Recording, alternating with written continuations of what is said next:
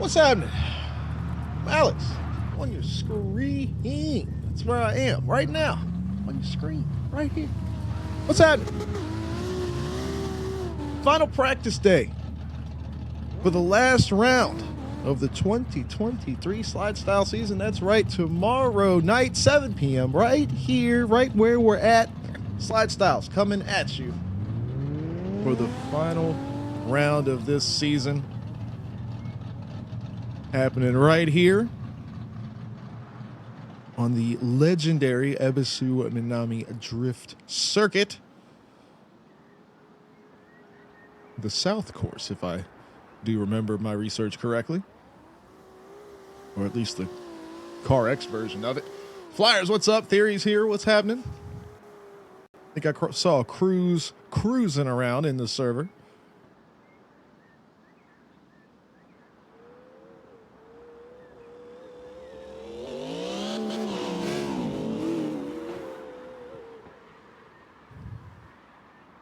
Skull, what's happening?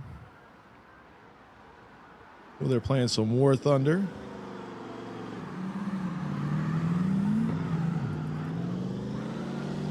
Soggy's here too, hell yeah. What's up, buddy? Got all the peeps in here.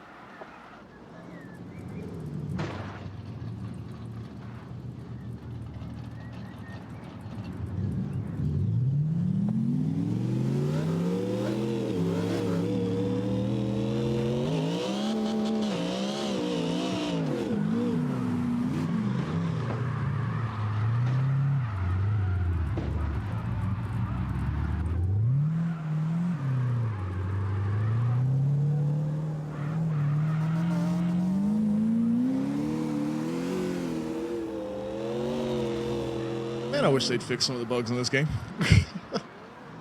The lights on the S13 are busted. The third-person sounds of the V8 engine swap are busted.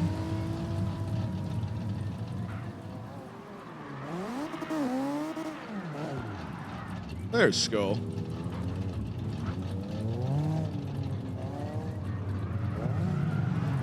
Theory in here. Flyers, you ain't kidding. I'll tell you what's not busted. I'm pretty happy with how this S13 here worked out.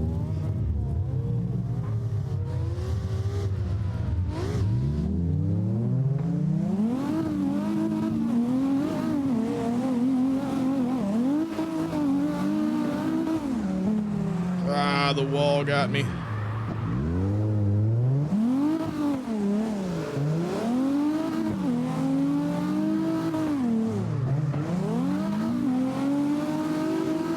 Taillights thing is bothering the shit out of me, though.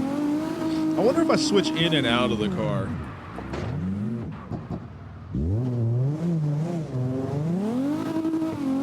That'll fix it. We'll give it the old try here. We'll see what it does. Switch to this guy, where the lights, as you can see, clearly work.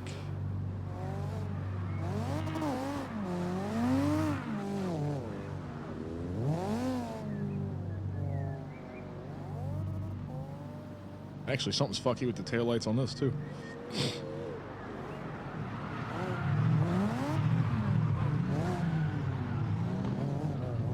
All right. And then we will switch back.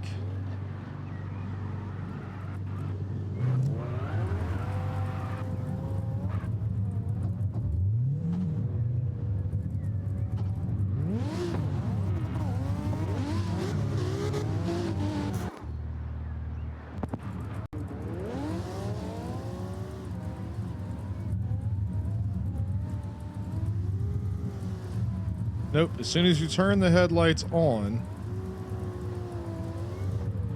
they don't come on. The taillights do a weird thing, and then they're stuck like that. So I have no way of knowing if my lights are on or off or whatever. And the taillights are stuck on, which leaves a distracting fucking red glow in the back of the car.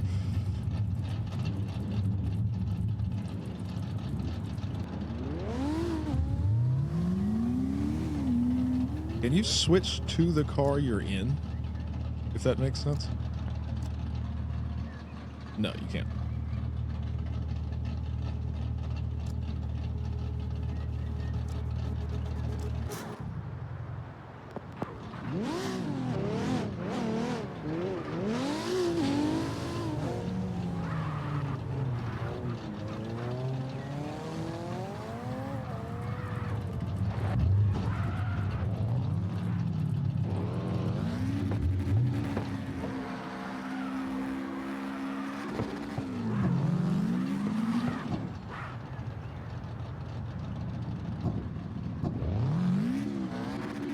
All right, so we will switch back, and I just won't use my damn lights. How about that?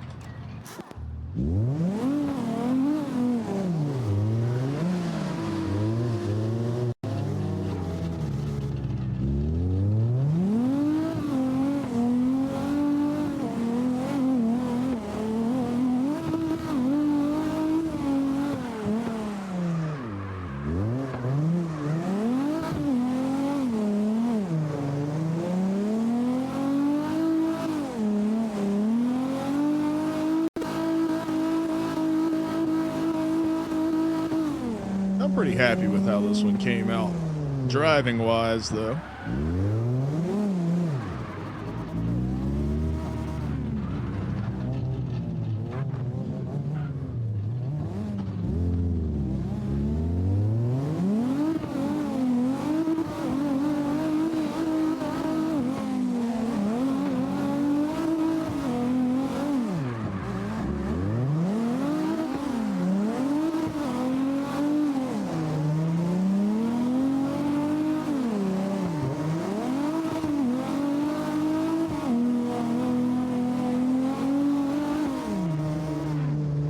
Yeah, I'm pretty happy with that.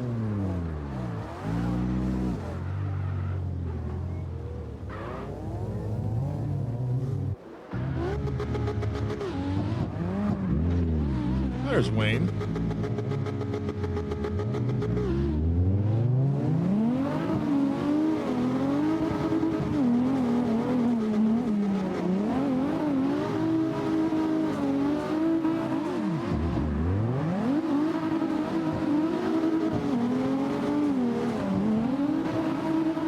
Sorry, buddy. This is way harder when the camera's all jacked up in the air like it is. Well, I guess it's not that high up.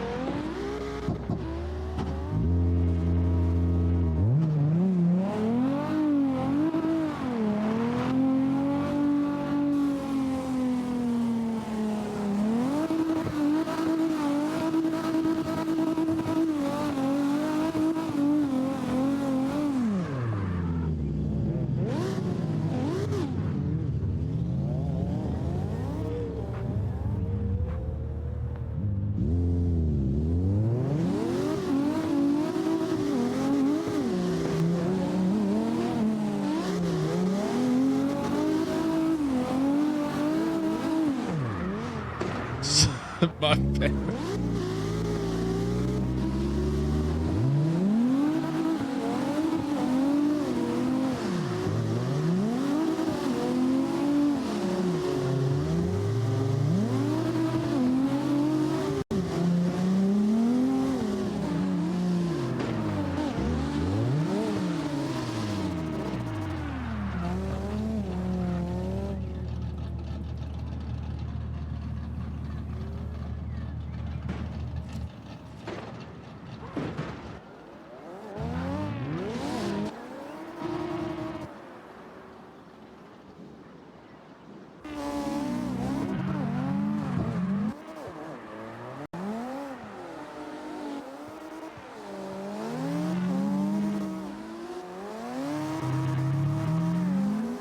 Get some tunes rocking and rolling here.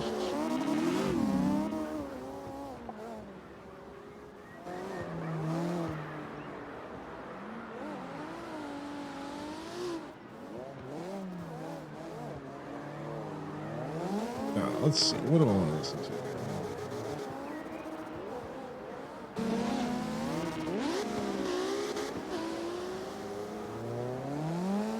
Something with some damn. This'll work.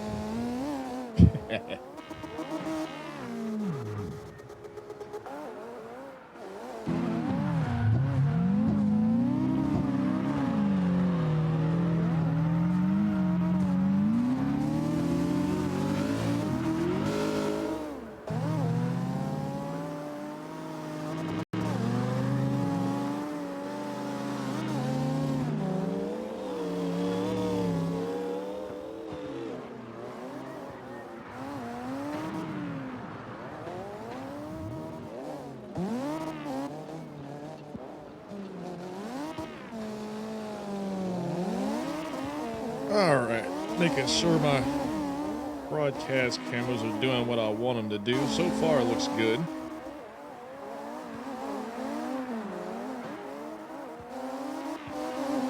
Covers everything I need it to.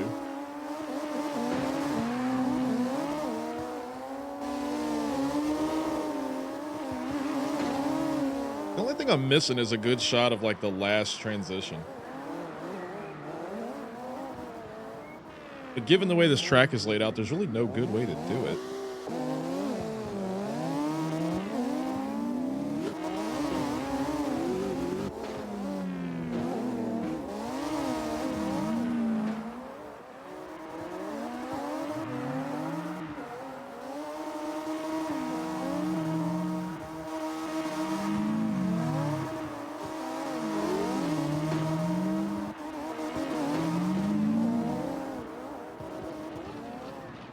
Yeah, that's the only thing.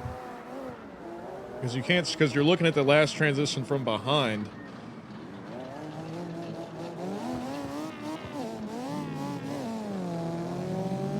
Let me see this one more time, see if I can think of anything that would improve on it. Good grief, Wayne.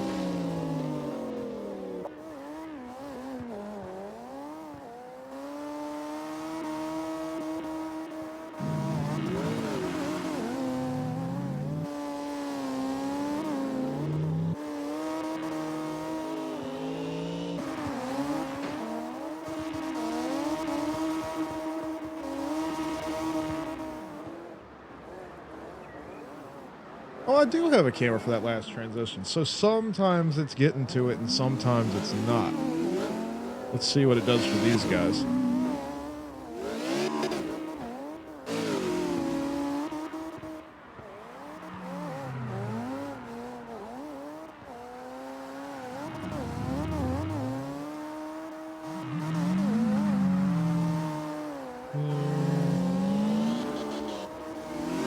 Yeah, it's just sometimes it's not switching to it because it did for those guys and looked great. Looked great.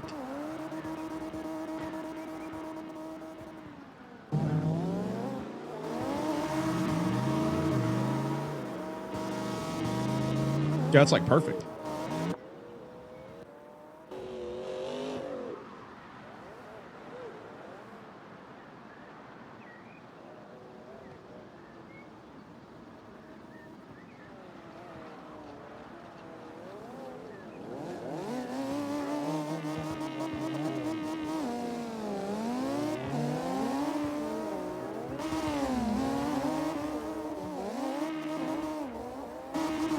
I can't believe how perfectly he's got that car jumping every time.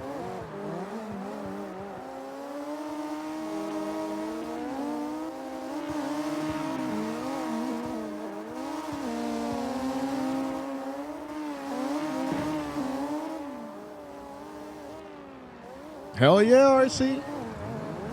Get in here and slide, bruh.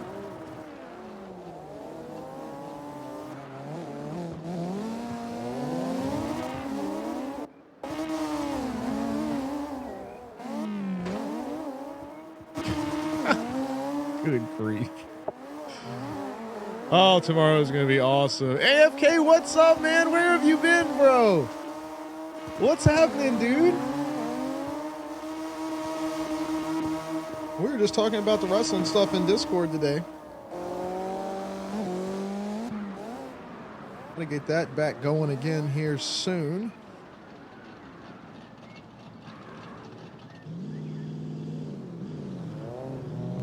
Well, now would be a good time to do it, RC. Kind of what today is for.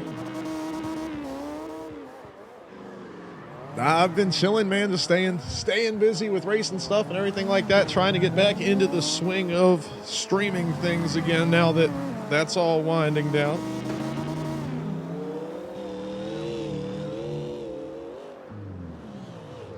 They're supposed to be RC, but I never got around to it, so it's still there if you want to change your thing or whatever.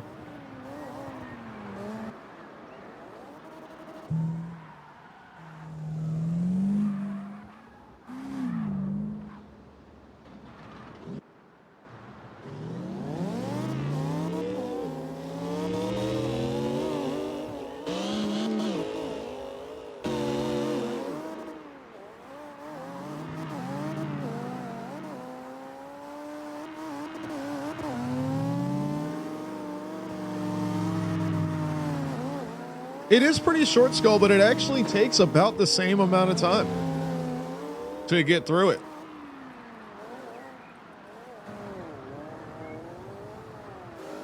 Here, let me throw the I'll throw the stopwatch on Wayne's next one here.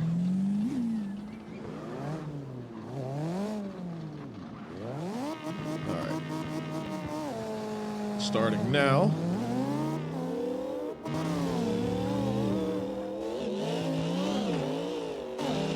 Damn, and of course he's probably gonna be the one that gets through it the fastest, so.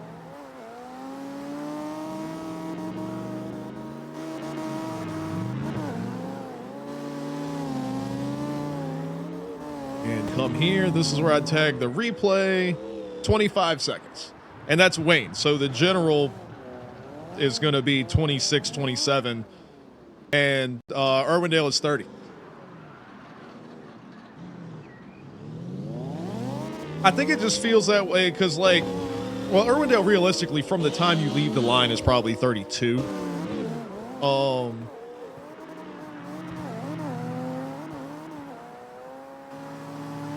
And this one is like start line to finish line, but well, the length of the event actually completely rides on how many cars are qualifying. The bracket portion of the event takes an hour and a half almost exactly every time. So it just depends on how many cars we have to qualify because it's 30 seconds. I talk about their car for, 30 seconds. Their run takes 30 seconds. And then the replay and voting is a minute and a half. So you're at 2.5 minutes. We get to the next driver. So 3 minutes-ish per driver for however many drivers we have. So 20 drivers is an hour. And then we take a short break, 5-10 minutes. And then the bracket is an hour and a half. So you're looking at 2.5 to 3 hours, usually for every event roundabouts.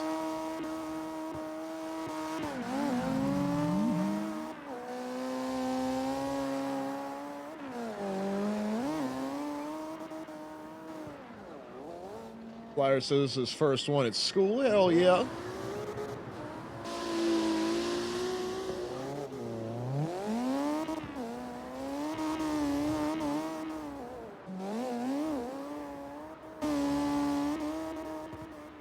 Adrenix, what's up, man? Actually, a lot of these guys have something from us somewhere on their car. It's pretty awesome.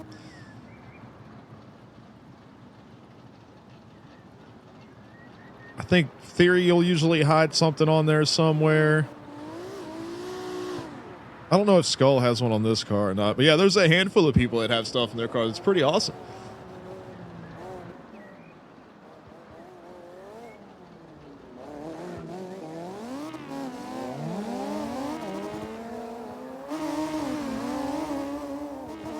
I know Damien has our stuff on his. He's got me and Charlie like across the front bumper.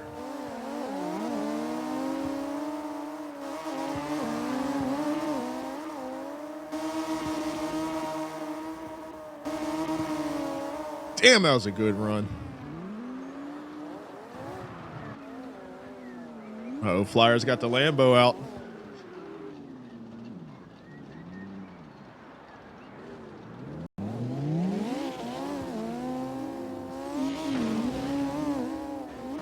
Jealous, what's up? What's happening?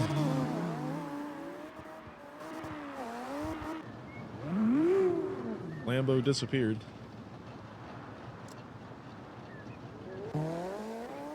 Theory's on the roof. Nah, you're good, Soggy. Hey, Akuza's in the server. Hell yeah. Got the classic R34 machine.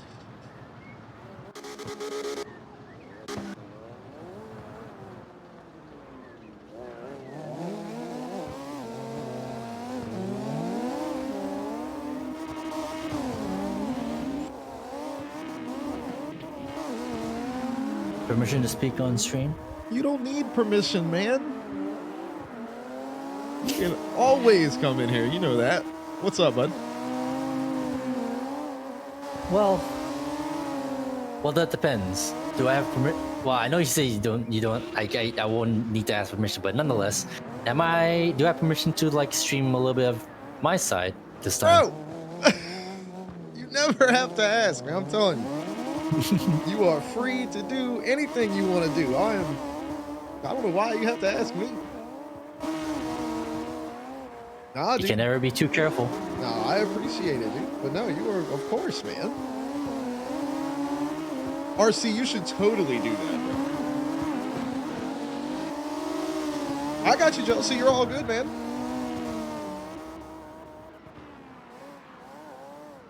It's no worries. I appreciate you getting on and playing with us. It was fun.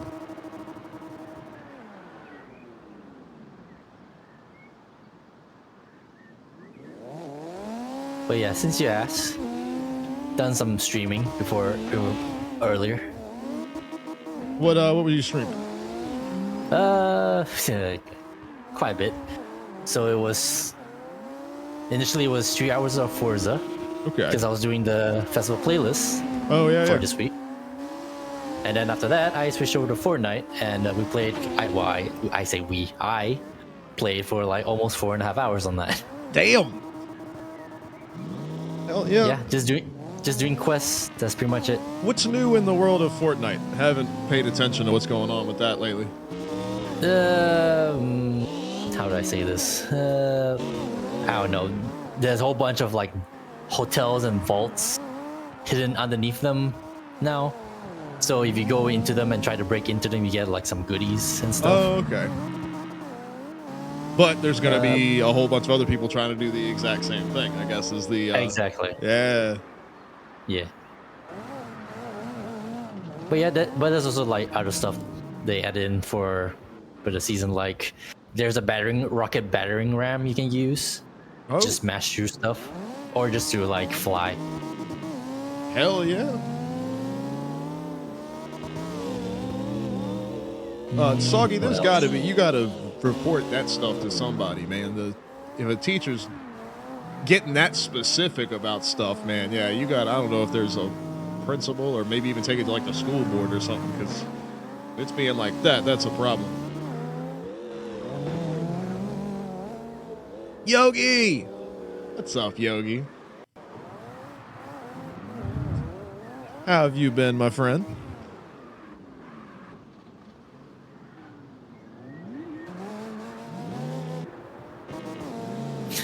Interesting. I was trying to find like the CarX window for OBS, but it never says CarX. It just says just Drift Racing Online. Oh, yeah, that's right. Yeah, the executable is just Drift Racing. Yeah. Drift Racing Online. Well, I think technically that's the name of the game. Like, because CarX is technically the developer. So True. I guess that's how I guess Drift Racing Online is the name of the game. But it's like it's a CarX game, so I guess it's like kind of the same as like EA Sports NHL 22 or whatever. You don't call it the whole thing, you just call it NHL. But I guess it's kind of like that, maybe.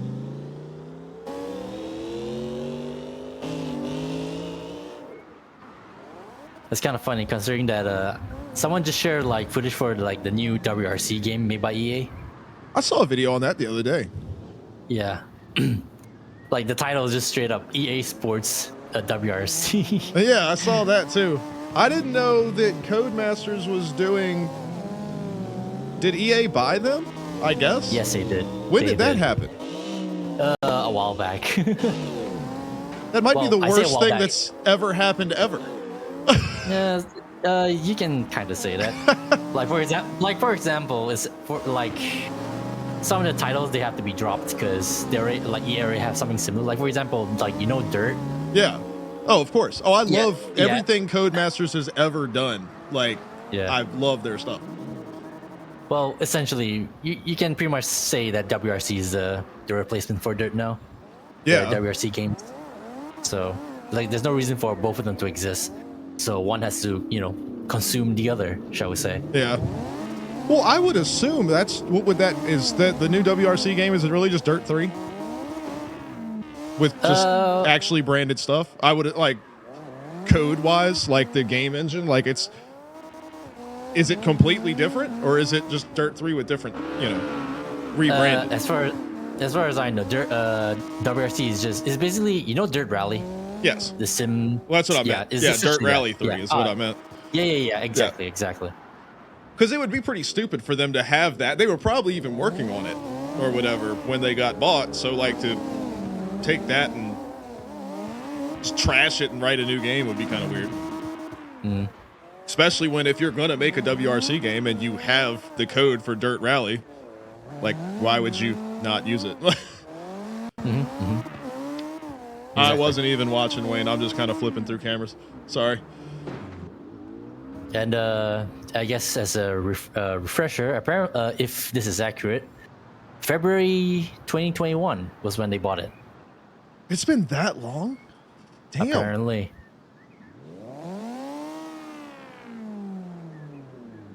Yeah, acquisition was complete on 18th February. Huh. Yeah, well, because you know how big of a fan I am of like Grid and stuff. So like that's why I love all of their racing games. And then when they took over the F1 games, I thought they were freaking awesome. Yeah, I've always liked their stuff. Of course, Dirt, all of the Dirt games, Dirt Rally, like all that stuff. Yeah, you didn't see us talking about it in Discord, Jealousy? We're trying to figure out what's going to happen with CarX for that. What? You talking about the Unity shit again? Yeah.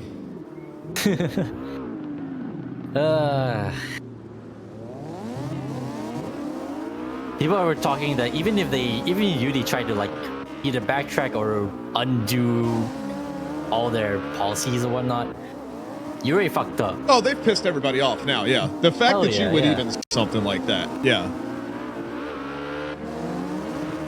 Well, it's the same thing as like me with Rockstar or whatever, where it's like you've already you've crossed the line of where I'm not interested anymore. I don't care what you do. I don't care if they come back and like all of the things that I said that like gets on my nerves about GTA and everything like that. Even if they came back and fixed it all, my problem is that you didn't do it 10 years ago when you very easily and very well could have. Like it's so that's kind of it's like the principle of the thing. So it's kind of the same with Unity here. I think it's the deed is done.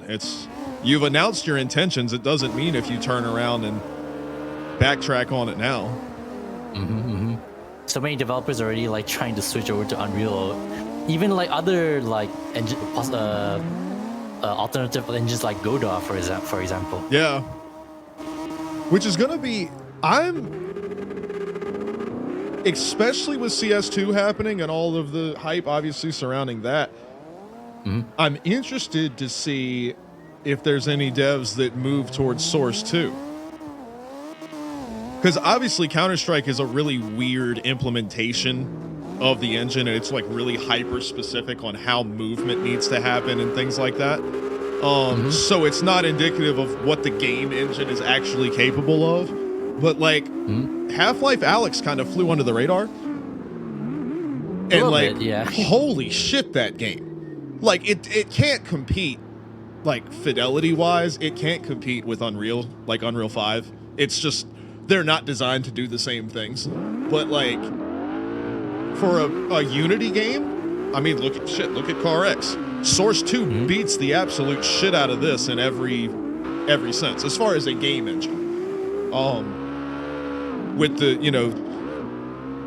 the multi-surface texturing, the reflection stuff, lighting stuff, water stuff, the built-in shaders and everything like that, like that Unity just doesn't have. I mean, obviously Unity is more built for ease of development and cross-platform. You could run Unity games on mobile all the way up. You could run shit on a calculator. So I'm not just shitting on Unity as an engine. It's actually not bad at all. But I'd be interested to see if there's any devs that move towards Source, because Unreal is a beast.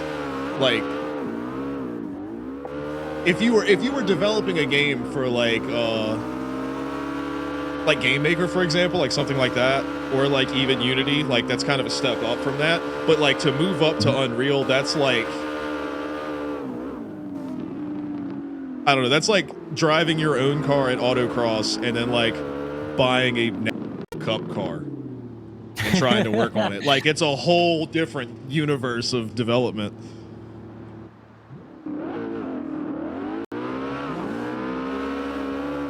I think that's what's going to get some people too, is you've got small teams of developers that are working on a game in Unity, and if they're going to get screwed by whatever the new policy is, Unity's going to be like, well, what the fuck are you going to do? You're going to take your 3 people and completely rewrite the game in Unreal? Don't think so. Mm-hmm. You know?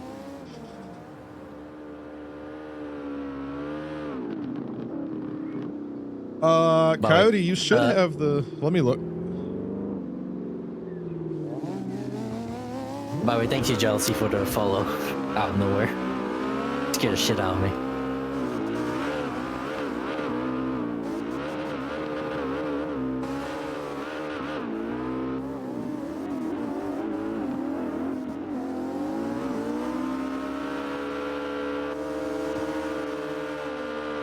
Mouse.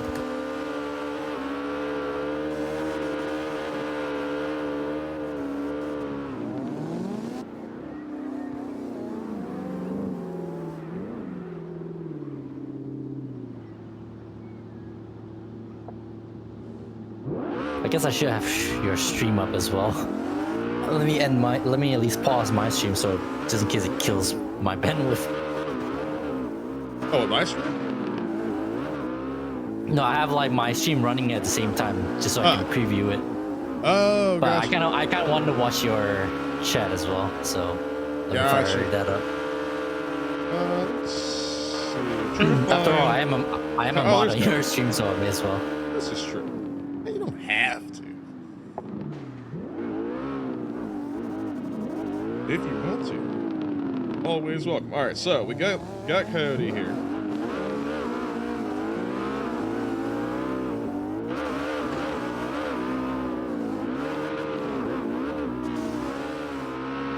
Oh boy. Right. I'll just add the role right now. I'll change your nickname thing or whatever with it.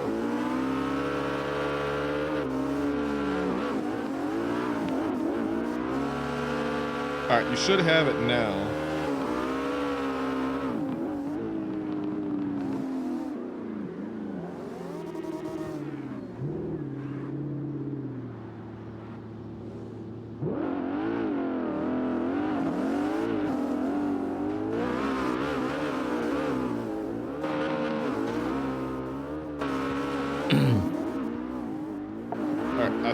I think you'll be good now.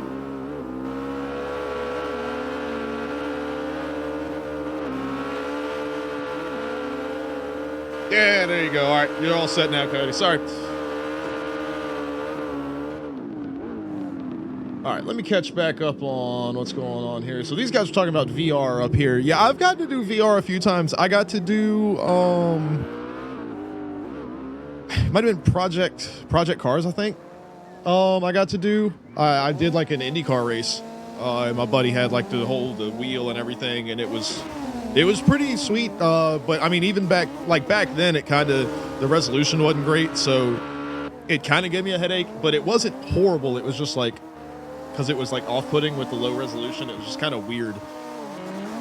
And also like, I was very like, I was aware that I was sitting in his bedroom, but then you look around and you're inside of a race car. So it was just really weird.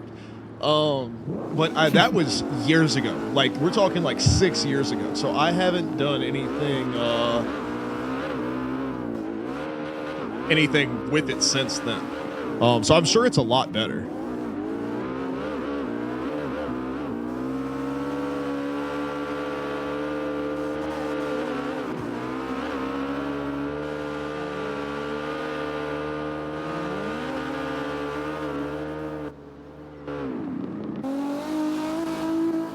There's code in the server. Hell yeah.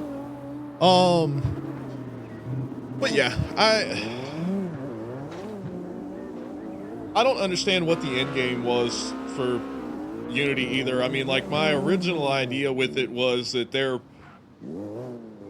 like bleeding money, like they're getting ready to go out of business, and they were just like throwing whatever they could at the wall to see what sticks. And they happened to knock the wall down instead of something sticking. They just completely knocked the wall over. If they were bleeding before, if they were bleeding before, they have completely severed like a whole limb or several limbs. Their arms gone. Their legs are gone. Their arms, all of it. They're looking like the Black Knight from from Monty Python. Oh my lord! Tis but a scratch. Exactly. I can still fight. How about you? Holds a sword in their mouth. Oh man, yeah. He was like, wasn't he trying to like bite his leg? Yeah, exactly. Oh man. But yeah, that's my suspicion, because there's always a reason for everything. People, I mean, especially with big money companies like that, where they don't just do shit for the hell of it. Like, there's a reason for it. But given their situation and how their setup already worked,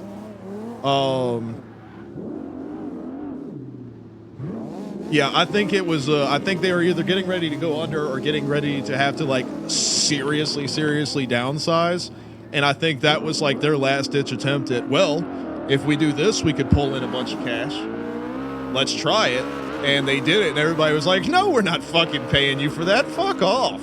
And that's where we're at. Like, it's and if that's the case, I can't blame them. It was a terrible idea, but it was better than doing nothing, I guess. Well, I mean, in hindsight, it wasn't, but at the time, you know, if you work in their, like, if you're part of like their CFO or whatever, and things are going down, and you're trying to brainstorm with your team on ideas of how to get an influx of cash, I mean, what else do you do? It's like they're gonna announce that they're actually in the red for their money books or whatever. Yeah, exactly. They're not gonna do that. You know, they're not gonna publicize that. So, but they can't just. And a big part of why so many dev teams use their stuff is because they have the opening tier or whatever is free. Like, that's what gets people in the door. And then if a game is successful, they're able to make some money off it in the back end. It's like, you know, everyone wins kind of deal. Except they weren't winning as much as they thought they would. But like, I don't know. I can't think of a different way that they could have done it, but this wasn't going to work. So it just kind of sucks, I guess, all around. But yeah, now there's going to be a lot of devs that were in the process on a game and move it to another engine or whatever. But then we've got already the nightmare that is CarX. But they, as far as I know, they have very easily cleared the threshold of where they would be expected to make those payments or whatever for their game to Unity. And obviously we don't know anything about the financial status of CarX as a developer, but let's be real. They're in Russia. They can't be doing great right now, you know?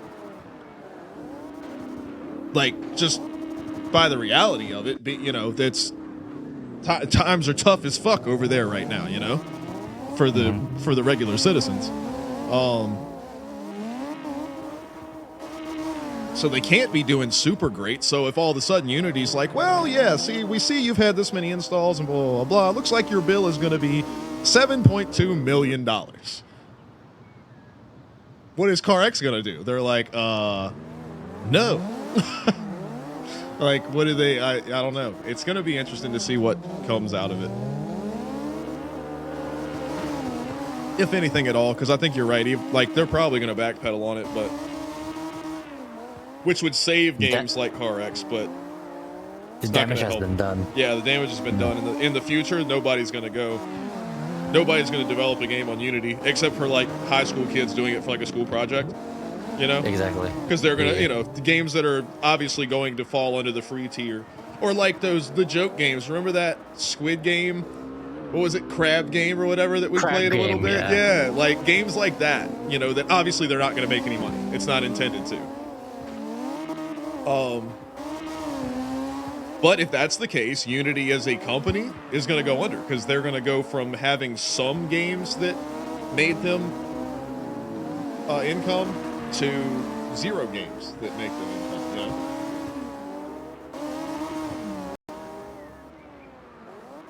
Nightmare with the follow. What's up, bud? Appreciate you.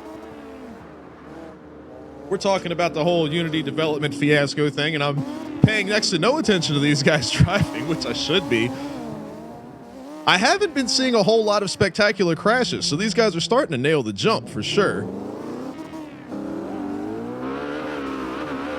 I mean, depends on like who's watching, because you never know. Sometimes the jumps might look a bit more spectacular than to others than you might realize. That's true. Well, and also because I did specifically set the camera angle up because I'm on the broadcast setup for like what's going to be tomorrow, just to see if there's any weird glitchiness with anything.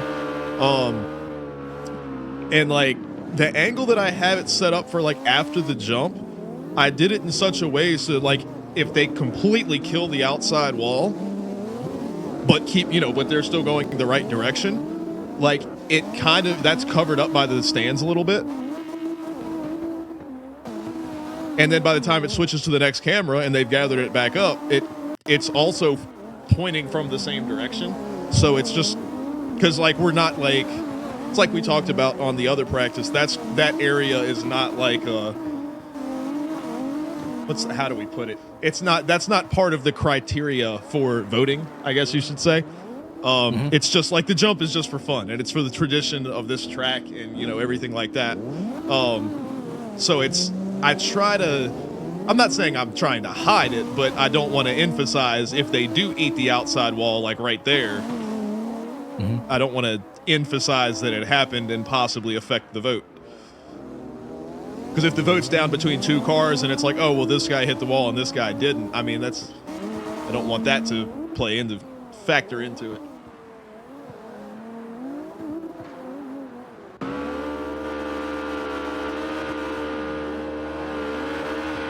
Not gonna lie, I'm kind of looking forward to my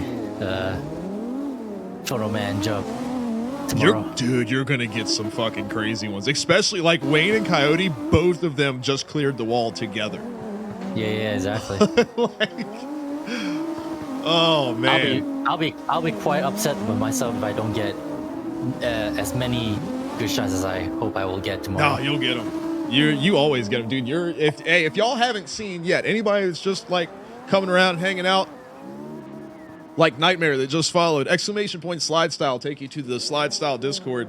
But there's a whole section of photos for every event this year, and Yakuza, and I think Jay did Jay do one? I don't think he did one this year. He did a bunch of them last year, and I think Damien did a few. Damien and Wayne did some, because Wayne did a few where he was like recording them with Kino and then went back after and did screenshots. But yeah, there's an awesome photo section there of every event this season, and Yakuza mainly, but a couple of other guys also get the coolest shots, man. It's like photographers at actual drift events or whatever, where they get those really crazy looking shots. They definitely capture the moments, and it's badass looking. Right now, I'm trying to pretend to be like a spectator behind like the wall at the big jump wall. Oh yeah, trying to get a view like I'm actually like have a video following the cars. That I have one of the TV cameras does that. When they're on the run up to the jump, it's like a cameraman is standing there, so it's like 6 feet ish off the ground, or whatever. Yeah. I tried to do that, and then the rest of them are just magical flying cameras. Yeah. Let me see. It should be not this one, but that one. Yeah, it's like a guy standing there holding it. It's so cool.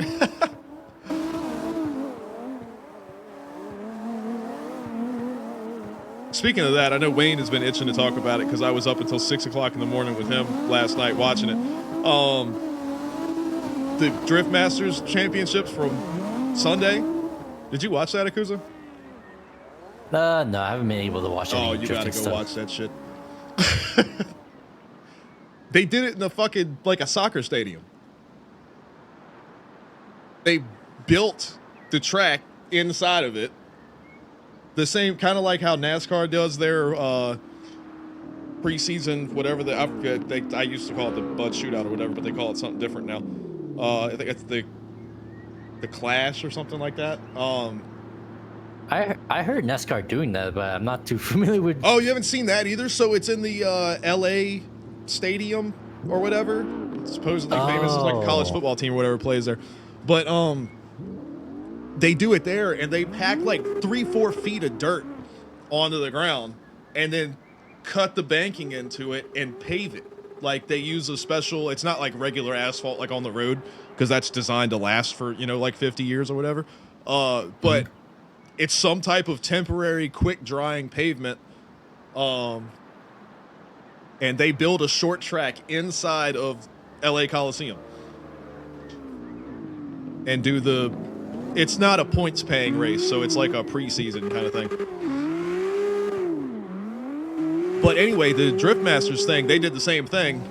They packed in a bunch of dirt over top of they put down like these plastic sheets or whatever, and then put dirt over it, packed that all down, and built like a big figure 8 like drift course over it with like walls up around the outside, and like they did like fake grass in the middle, or it might have been real grass, might have just been sod or whatever, but like grass in the middle, and like around the outside, of course, they had walls with fence, for safety and all that. But they put all of this pyro shit around the outside of it, and like lighting stuff and smoke machines and all of this crap.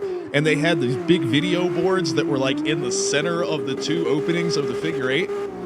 Dude, it's the coolest fucking thing I've ever seen ever.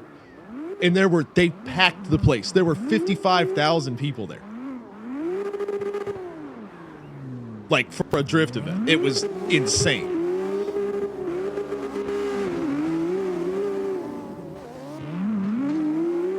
Oh, they're on top of each other. Skull says like when they do the monster truck stuff in the infield of Daytona. Oh yeah, or like they do Supercross there too.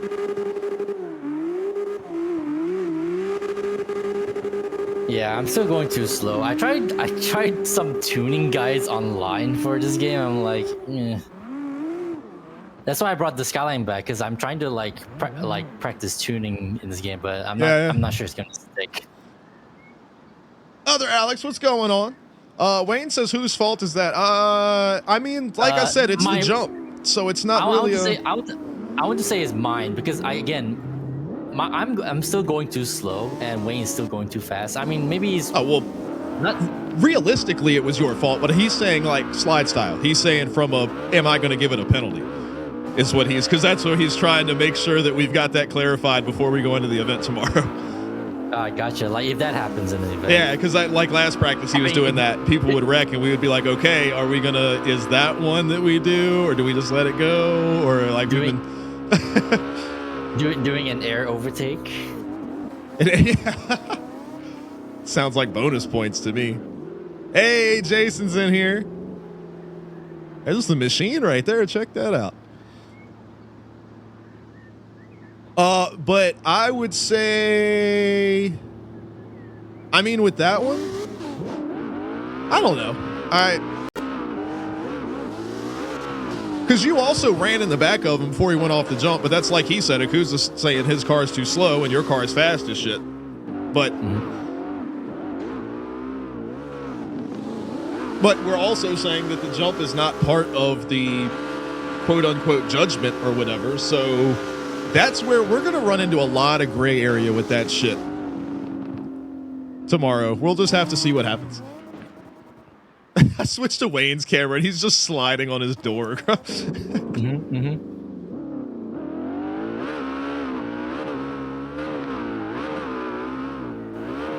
I'm almost tempted to like go into a slide roleplay. Like for example, that Wayne's sliding on his door crash. I almost like want to like, I'm back in my position. I'm like want to like swing my camera back away, like as if I'm actually like dodging the crash just in case it goes up the wall.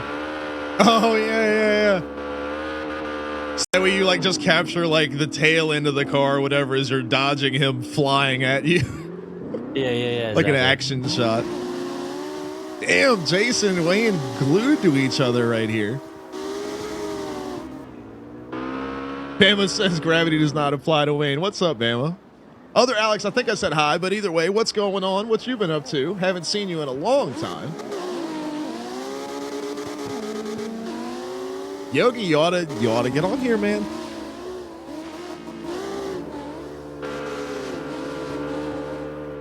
You're still tagged as a driver in the Slide Style Discord. The password's in there if you want to just come hang out with the guys and slide around.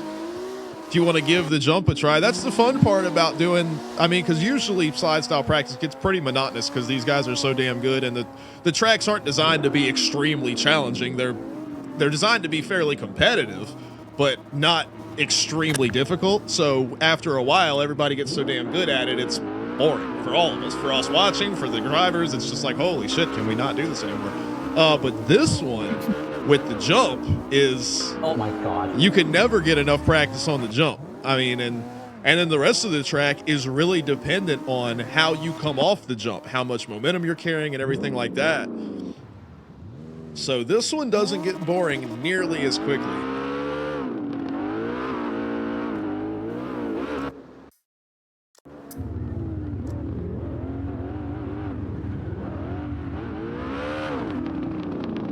Especially if you're flying a drone around.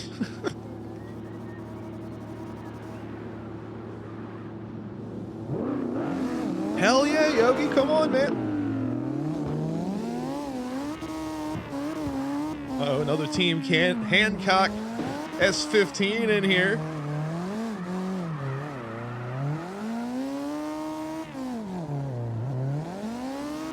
Hell yeah, Yogi's gonna come chill.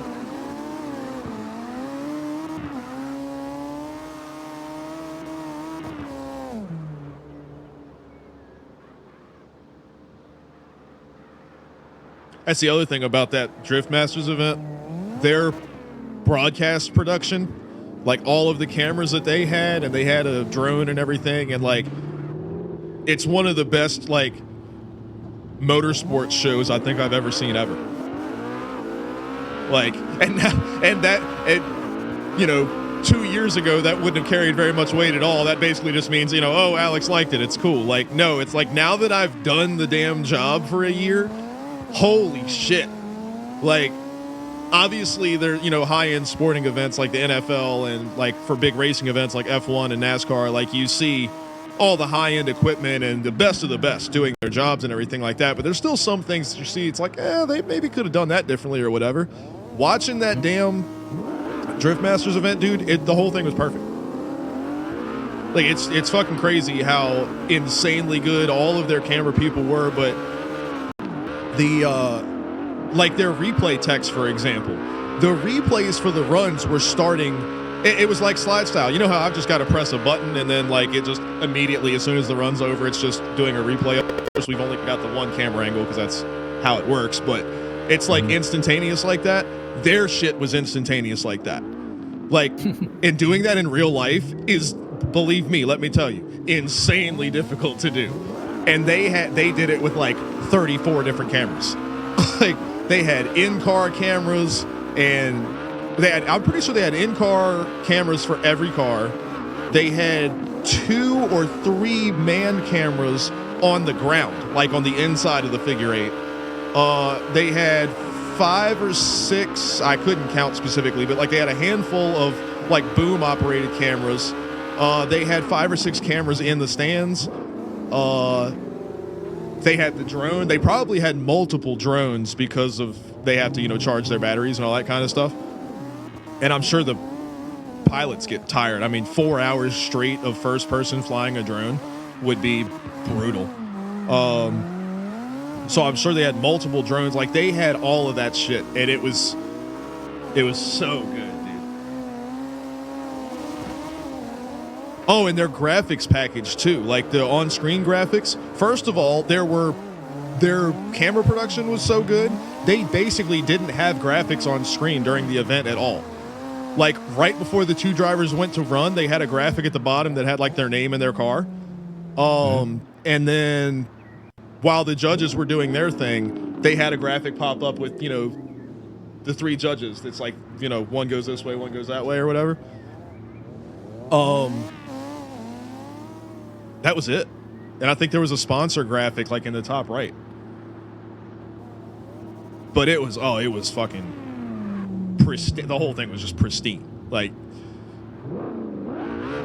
and I'm sure because like a lot of you guys have watched a bunch of drift events, sometimes like the judges are like digging at, you know, they're watching all the replays, looking at all the stuff, and like it takes a while. Not this one. Like, the judging for the runs took at a maximum like 3 minutes.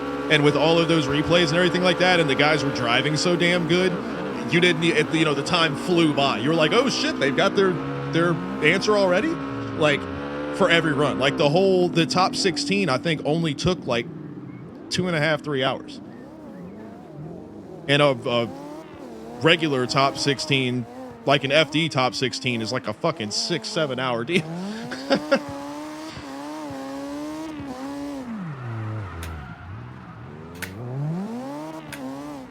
And that's a huge shout out to the race teams too, because that means like these cars were like on the line ready to go when it was their time. So it was just, the whole damn thing was like perfect.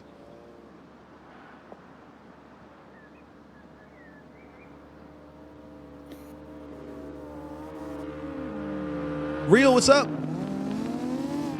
What's going on? Skull's starting to get this jump down, man. He's got the ass end of that car settled down finally.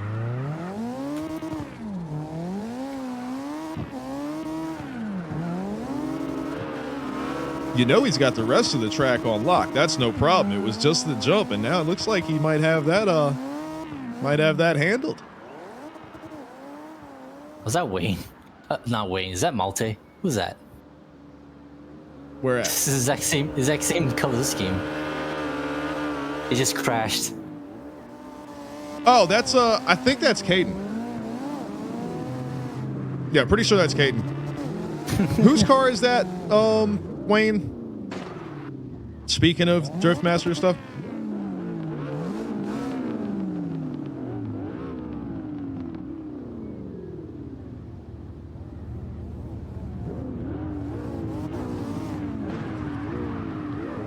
Naoki, that's right. That's who it was.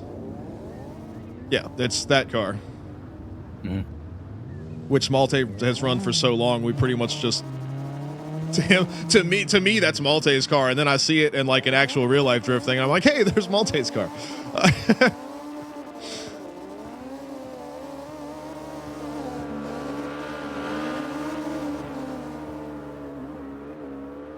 All right. I'm gonna rest my mouse hand a little bit. I'm just gonna stick my camera here, right on the jump. There you go. They just get like the static shots. Mm-hmm. I do like how a lot of us have developed our own like liveries though, because like when I see your R34, it's like this is the Yakuza car. Like it's with funny the crazy metallic purple with like the red stripe up the side. Well, it's funny because that's actually taken from a real car as well. Is it really? Yeah. With the Animatrix? Well, the Animatrix is my add-on to it. But I guess I think it was like they were the team that were, well, I say team, well, tuning team, wherever.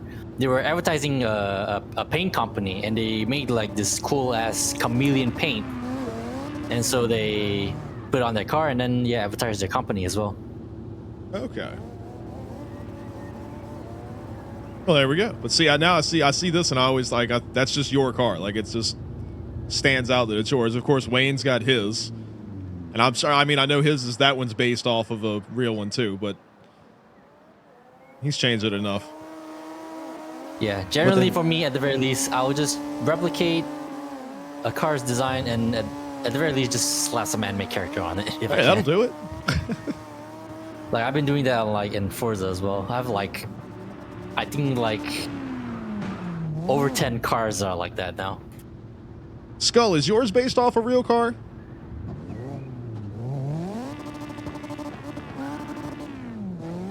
Damn it. All right, which one of y'all has made something completely completely brand new from scratch from nothing?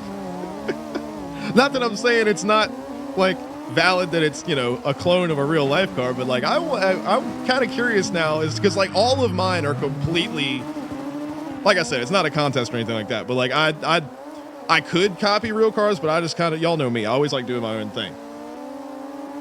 So like Coyote says he made his on his own.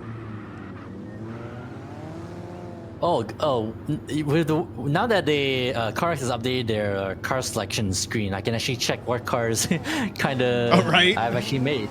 I can see how many I started on something and then gave up on, and then I'm scrolling through the list and they all look like shit. Yeah.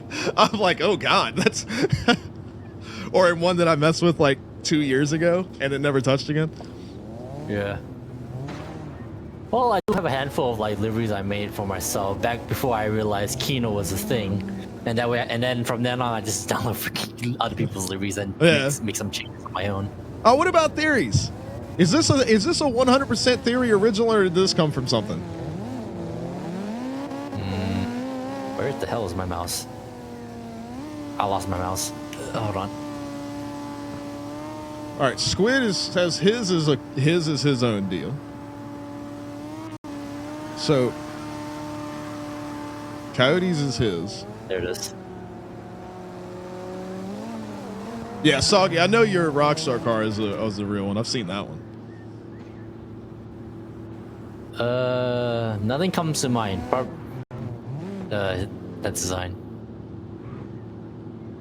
I don't think like we often see drifters with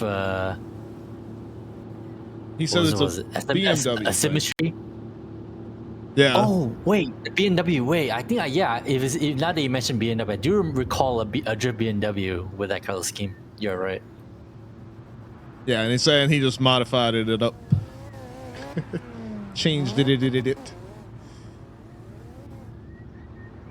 But yeah, in regards to like how I'll try to make some designs, but at the end of the like for like at least maybe 80% of the time, I'll just slap some sponsor stickers on it and that's pretty much it. Yeah.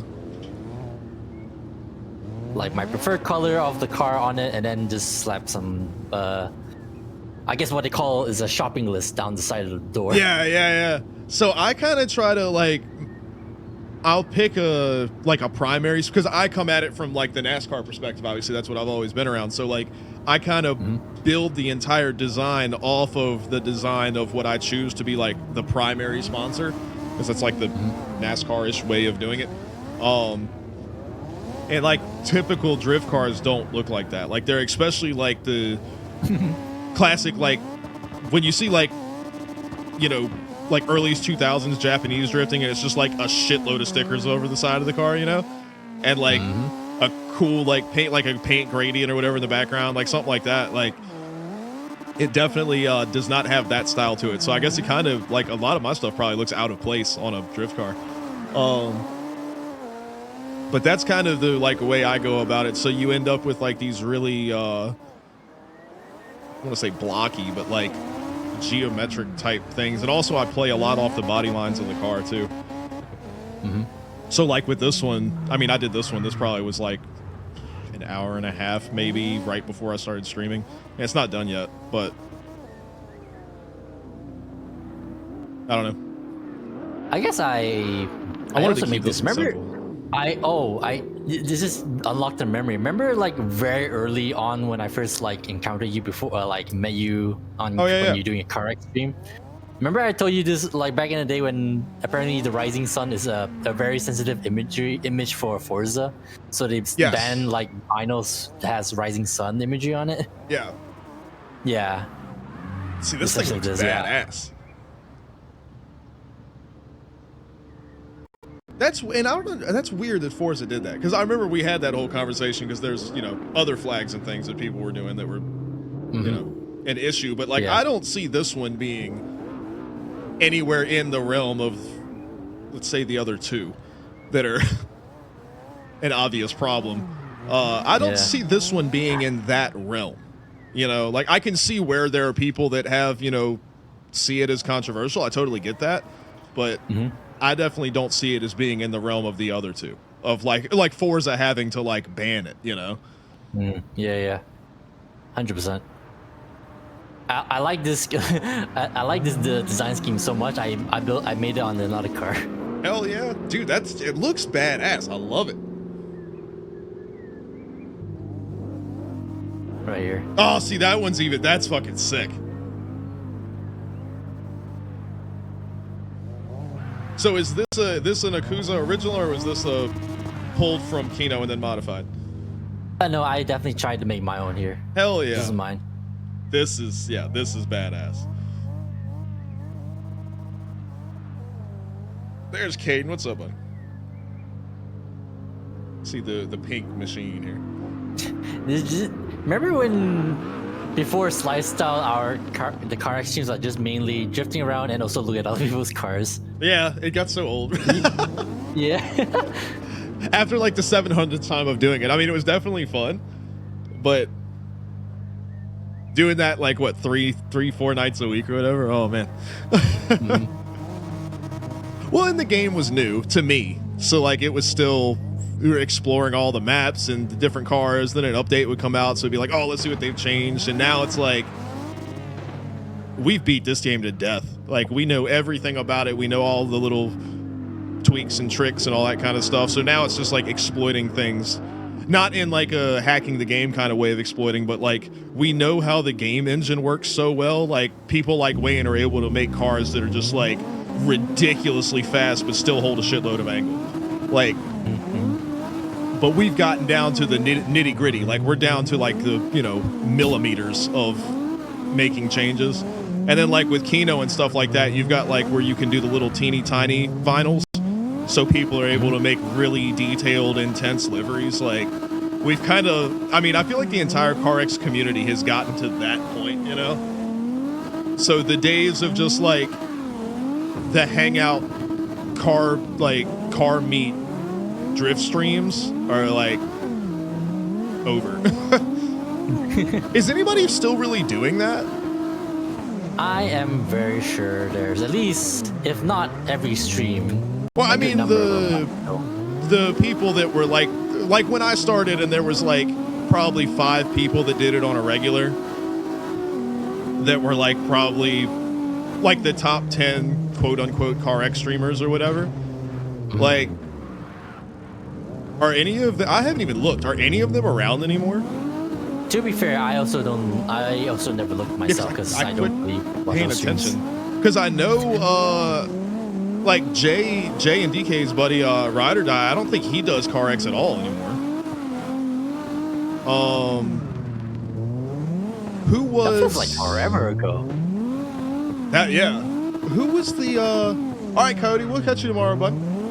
Oh, I remember that about the General Lee thing on Forza 2. I remember that. Where they were like, "Yep, you got to change your shit, or you're gonna be up out of here."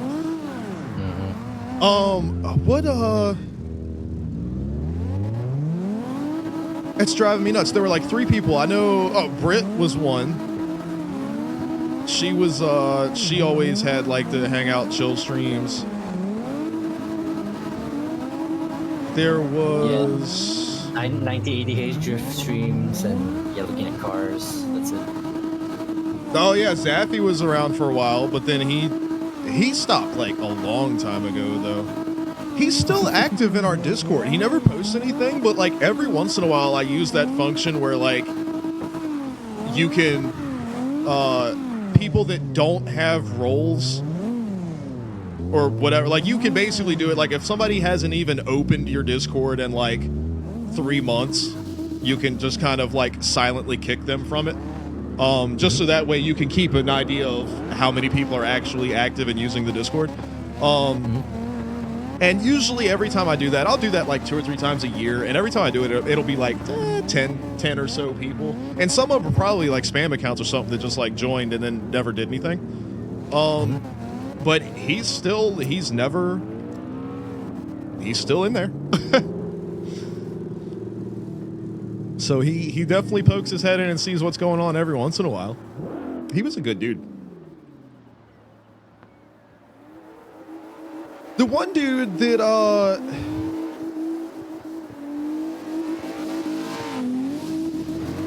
shit, his name started with an S, and it was like he had like a green logo or whatever. Oh, it was like Mean Gene instead of Mean Green. It was Mean Gene. That was the dude. So that was somebody.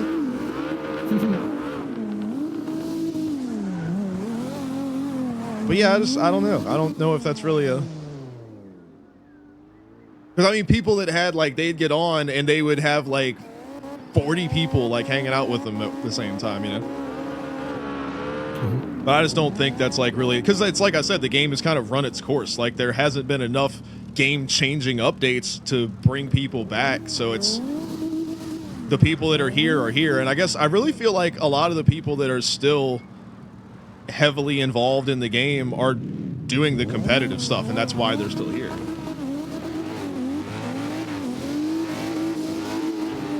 Slumsy, what's up? Appreciate the follow. I like Sill's comment in the chat. I gotta catch back up. I haven't been paying attention. Ocean's here. Ocean, what's going on? Who? Which one? Oh, Skull says slide style ruin car X for me. Mm-hmm. You gotta watch 90 adhesion streams anymore. Yeah. It's too slow. Well, that, and it's like making the same lap around Red Rock over and over and over again. There's only so many times. True. Very true. Well, and I mean, I can't lie. Slide style is ruin car X for me too. Like, it's that's the thing. Like, Car X isn't a game to me anymore. It's just a portal into the world of slide style. Like, it's just the tool that I use to broadcast slide style events. That's basically what Car X has become to me. I do still love to get on and fuck with Delivery Editor though. I could spend hours on that and not even play the game, honestly. Like, not even drive the car.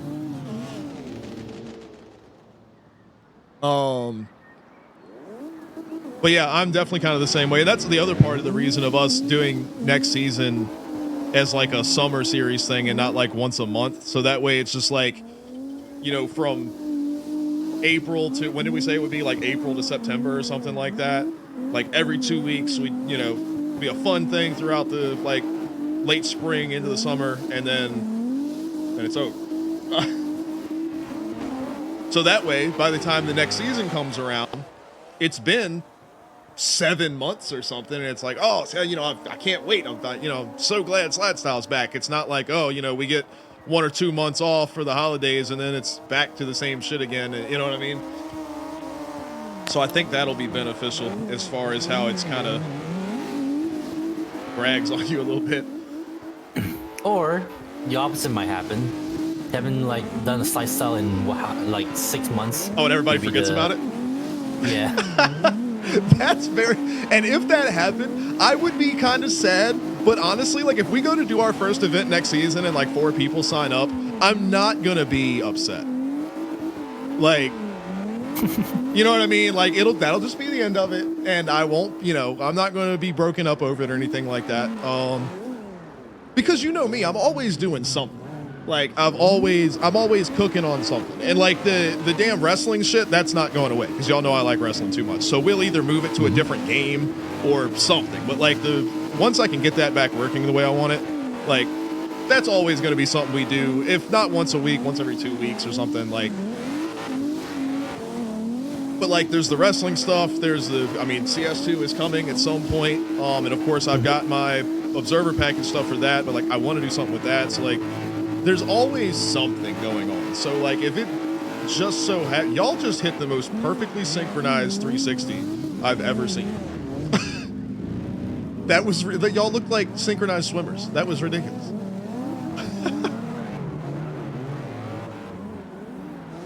But yeah, if that happens next year, I definitely wouldn't be super sad. I wouldn't be happy about it because I'm going to put in a whole bunch of work to completely redo all of my stream stuff for it. But I give you that goal. But yeah. The way that I've redone the code and everything now, because that's the thing. It's the slide style code at this point compared to my other overlay stuff is like ancient. It's so bad, and it's like clunky the way that it runs compared to my new stuff. And I look back at the code and I'm just like, God, how did this ever work at all? So like it's gonna get like I'm gonna write a new one from scratch. Like I'm gonna take the base code from my new stuff that I use at the racetrack and build it off of that, which will be a lot faster and easier for me to put together. Years ago, you look at that code and you're like, yeah, I'm proud of what I made. Now you're like, what is this spaghetti shit I made? This is just a disgusting pile of shit here. Yeah, it's pretty rough. And it's not necessarily because I pride myself on writing clean code. If that, like, the actual code itself is easy to understand. There's not a bunch of shit in it that it's just like, what does this even do? It's very self-explanatory. Well, because I'm not some fucking god of a programmer by any means. I have met people that are. I am not that guy. So it has to be self-explanatory because when I do come back to it in 6 months, I need to know what the fuck's going on. So like, the code itself is fine because I wouldn't write it in a bad way in the first place. But it's the logic of how it does it. Like, the stuff that you see on screen is because like I've explained before, it's just a web page. It's completely rewriting like the JavaScript code that like is doing all of the calculations and everything is actively rewriting the HTML every and it's on a timer. It's not even based on frame rewrites. So it's like every 2 seconds, the entire screen removes itself and rewrites itself with the new updated information. And it just happens to do it so fast, you don't see it. So it just looks like a, smooth animation or whatever. But yeah, it's horrendous. Like, I don't know how it functions at all. And like the way that that's written, if something breaks, the shit just dies. It just stops doing whatever it was doing. But it leaves whatever was last written on the page, so it just freezes. So I don't know for at least a couple of seconds if it's broken or not. And then the only way to fix it if it's broken, because it's a web page, is to refresh it. So it's very clunky. But the new style of how I do it is based off like frame buffer rewrites and everything like that. It operates more like a video game. And if there is an error, it catches that error on its own and tries to, it basically just runs the function again, whatever it was trying to do. It says, hey, it didn't work, try it again. And if it doesn't work again, it doesn't like refresh itself, but it basically reloads all of its data and then tries again. And then if it doesn't work, it kills itself and tells me. It's just like, hey, shit's busted, figure it out. But that should never happen in a production environment, because once that's happened enough in testing, I'll iron out all the issues with it.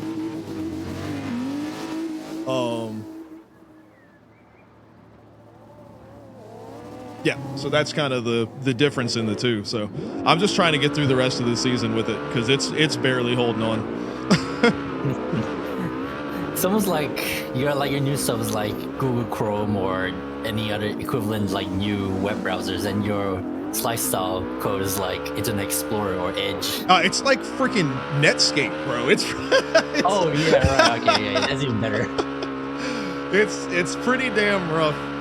Well, the other part of it too, since I'm on my nerd shit for a minute, the other part of it is There's a library out there called jQuery that a lot of websites and apps and stuff have used for years and years and years now. I used to use it on my projects and stuff back when that was my job.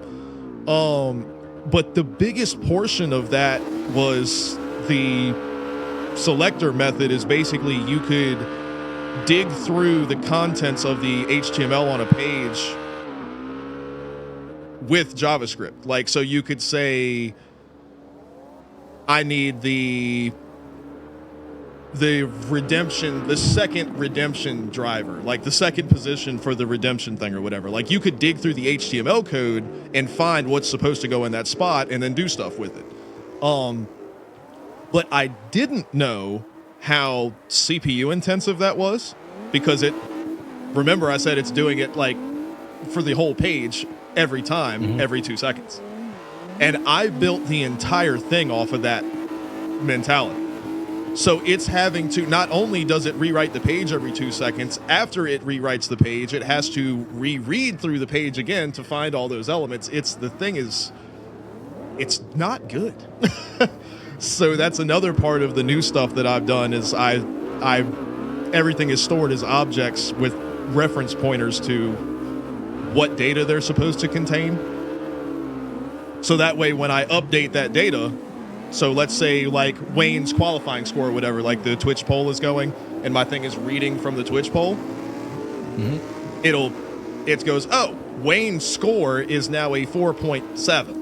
So, and then it updates Wayne's score instead of like digging through the page to find out, oh, the current driver's score is this. What does it need to be? So, yeah, it's definitely, it's coming apart. The thing is not great. All right, let me catch back up. Lewitt's here. Look, what's going on, Lewitt? Ocean's out here throwing some 360s. Lewitt, how have you been, my friend? And then Yogi is here. Oh, shit. Is Yogi in the server? Where is Yogi at?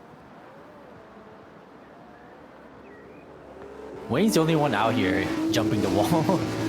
Everyone has to like try and get by it, but Wayne's like rocketing over it. Oh wait, no. I think Cruz can go. Cruz has been going over it too. Yeah, true. Yeah, I think Cruz and Wayne have been going over it. I think Theory could get over it, but is smart and staying like, just in case he doesn't clear it, he's not physically over top of it.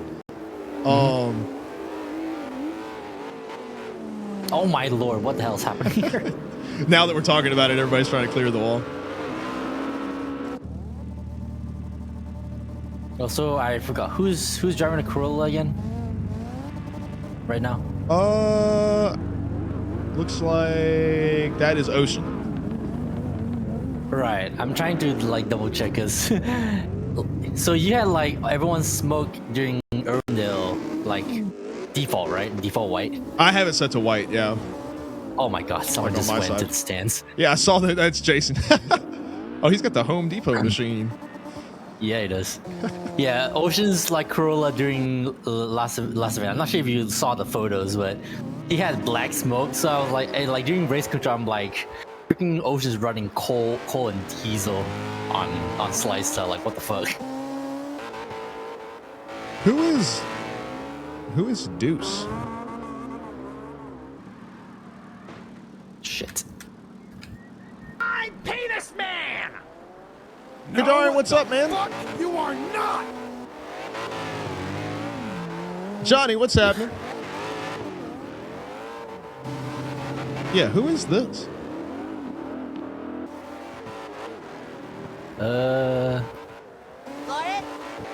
There's Cat. What's going on, Cat? Yeah. Yeah. He's new. He was racing with Ocean a lot. Ocean, is this your friend? Yeah, exactly what Wayne said. What is the whole thing over top of the password explained very explicitly? Do me a favor, go back to the password channel on the Discord and read what it says, buddy. He doesn't have I mean, he has a number. Well, we don't use flags anymore, so he's already outdated, regardless. But nonetheless, it doesn't have our banner, so. I mean, yeah. I didn't really RC, it is today. Fuck you! I'm not even sure. I mean, I'm not sure if I want to bet whether or not this guy actually like signed up or not. Doesn't even I have mean, a it might name on be his like if banner. it's Ocean's buddy and he signed up. Like it's fine. It's just he's I need to give him the role in Discord so he can get the password himself. Kadarn says the slide style going to start at a different time next season at the same time. Most likely the same time. We'll probably discuss it as along with everything else that we talk about in the off season. But it should be the same time. But RC, that's awesome, man. Yeah, dude. 2 years. Isn't that crazy, bro? 2 years, man. I appreciate you, bud. You've always been here, man. RC's always been hanging out.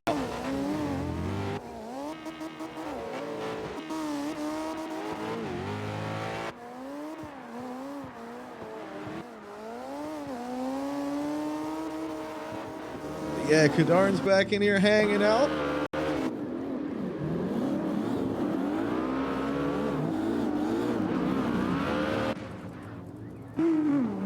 Waifu is back in here. Well, everybody's coming to chill tonight. Cat's dropping all the music in.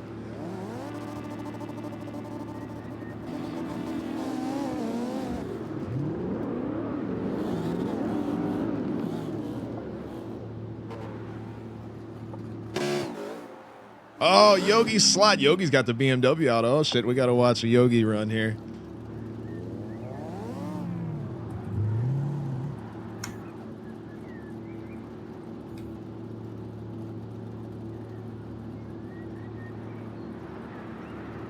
But yeah, Kadarn, that's the game plan for next year.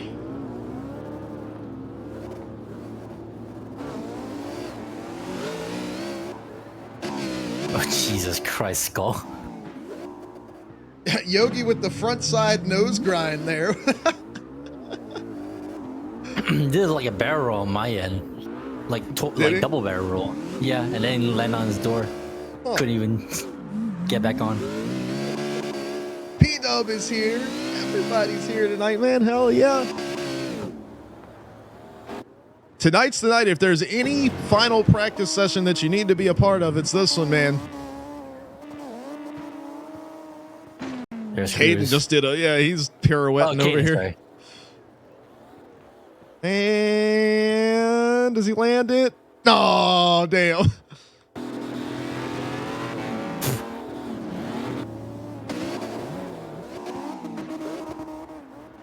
Almost had it, Yogi. Oh Jesus Christ. What the heck is that? P-Dub, Oh, that's the way. 50-50, you'll make it. You got a shot at winning the 2023 Slide Style Championship, and you're 50-50 on if you're going to make it or not. I pay this man! No, the fuck you are not! Are you just going to give it to this man right here? You're just going to let him have it? Don't just let him have it.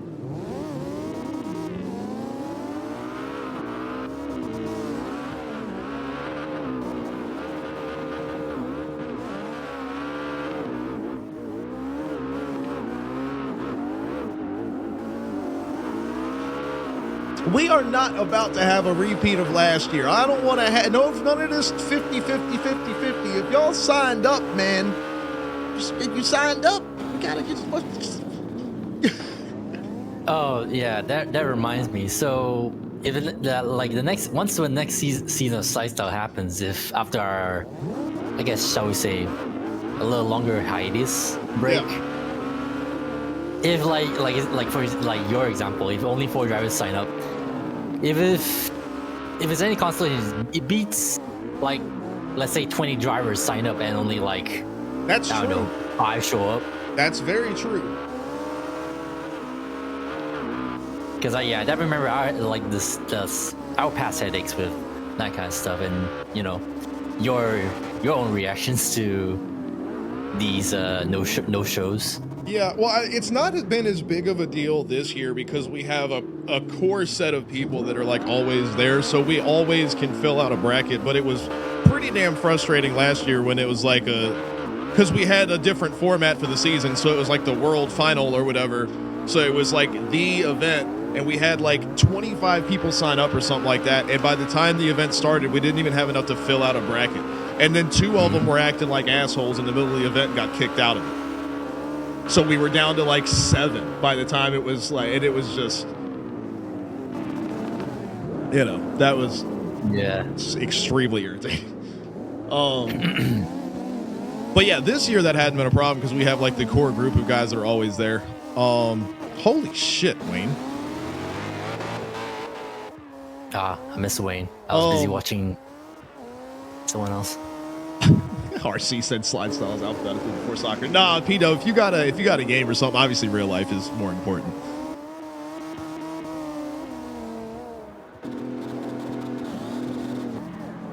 I guess I haven't said it enough in the past, or now I suppose, but again, if you're absolutely not, if you're 100%, well, but let me rephrase that. If you're not absolutely sure that you're going to show up for the race, then may as well just not sign up out and to save Alex a little bit of headache. This is true.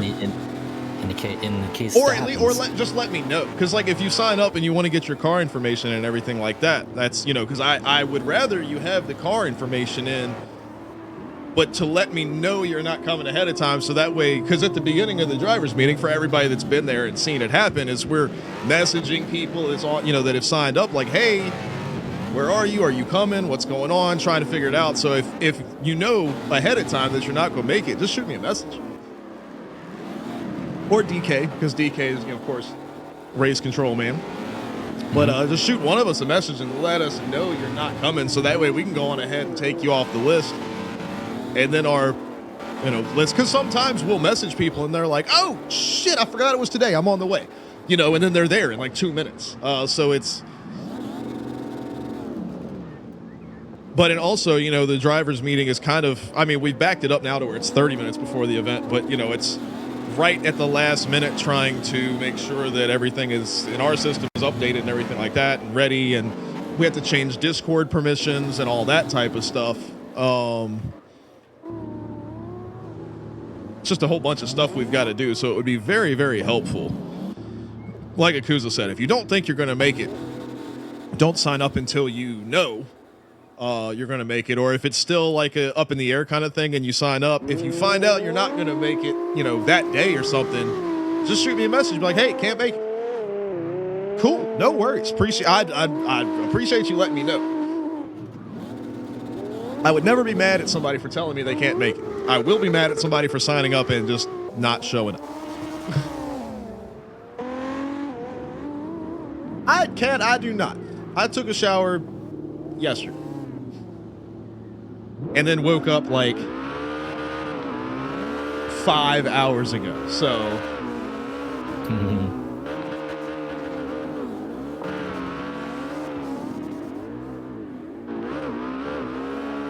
RC said he's so good his points don't even fit on the leaderboard. All right, I gotta catch back up here. Cat, that's a good point. You didn't say a word. You just showed up, spam suction cup man.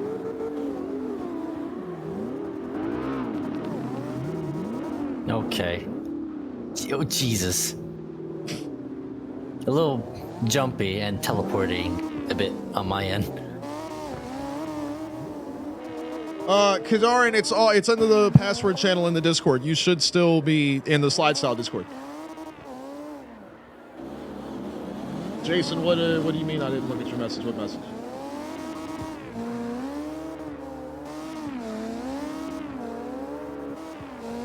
Oh, Ocean, I saw your other thing too. The sign up thing is still open because I never messed with it. So if your buddy wants to do it, dude, just have him go do the sign up thing real quick. And no, you're fine. Just, yeah, we don't want people to, we don't want anybody to even get in the habit of sharing passwords for stuff, because the worst case scenario would be somebody sharing the password for the actual like live event. Because I mean, obviously you've seen how we do it. It's a very, very tight broadcast. So the type of delay that would come from us having to stop, open up a new server, give everybody the password, get everybody loaded back into it. I mean, you're talking like a 10 to 15 minute delay there. And the way that our broadcast is set up, we can't afford that. Like, we're not trying to drag shit out. So that's why that is. You're totally fine. It's all good. But yeah, if your buddy wants to sign up, the sign up form is still there after this stream though, because once we're done with practice and everything like that, that's what I'm doing tonight is getting all the sign up stuff in, making sure everything's updated. That's what good mac and cheese sounds like. Keto is going to be just blocked from signing up at all. And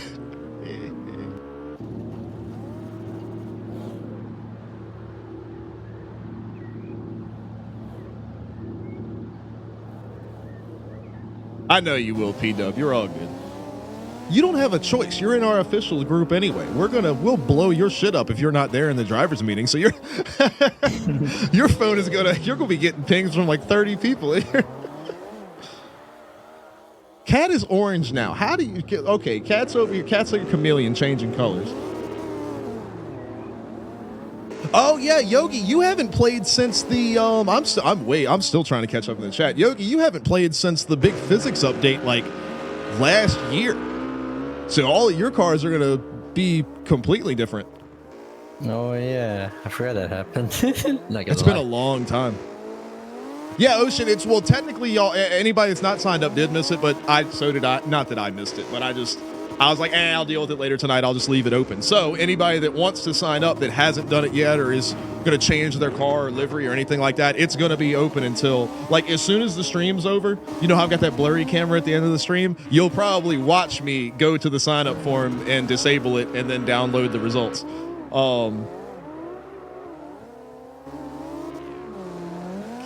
Kat says mac and cheese, music to her ears. Don't start. Now Cat's green. P-Dub is green. What is everybody gonna be green in here? Now P-Dub's pink.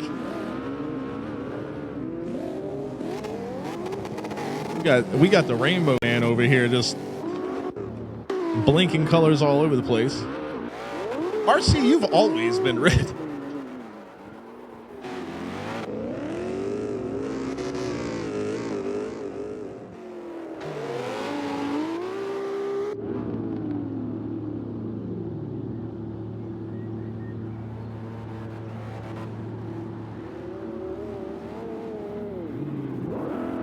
Hodgepodge of a song is this? This is ridiculous. In a good way. Went from like some crazy like alternate jazz weirdness to like a straight 4/4 metalcore chorus. Glad you specify in a good way, because easily could have taken that the wrong way. Jesus Christ, speaking of which.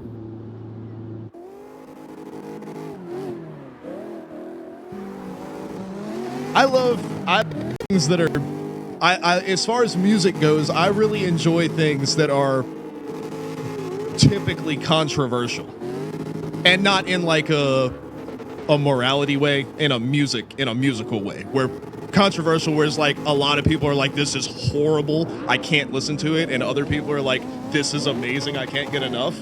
I love shit like that. Like that's why I love clowncore so much. Because they're actually, from a technical standpoint, they're actually wildly fucking talented musicians. But what they're doing is so absurd. Like, it throws a lot of people off, you know? But I love it.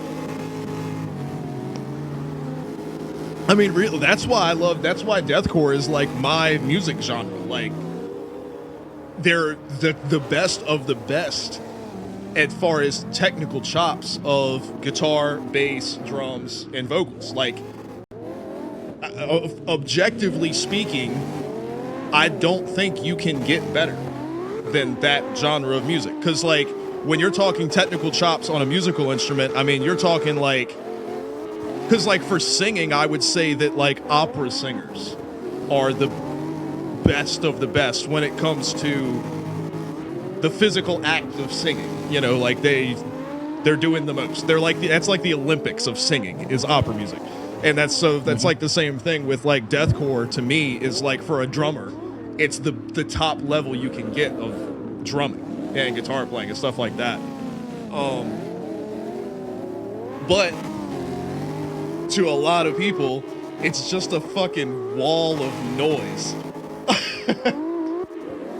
So I totally get why, you know, people aren't into it. Keto knows what's up with clowncore. I'm gonna put the boys on right now. Hold on.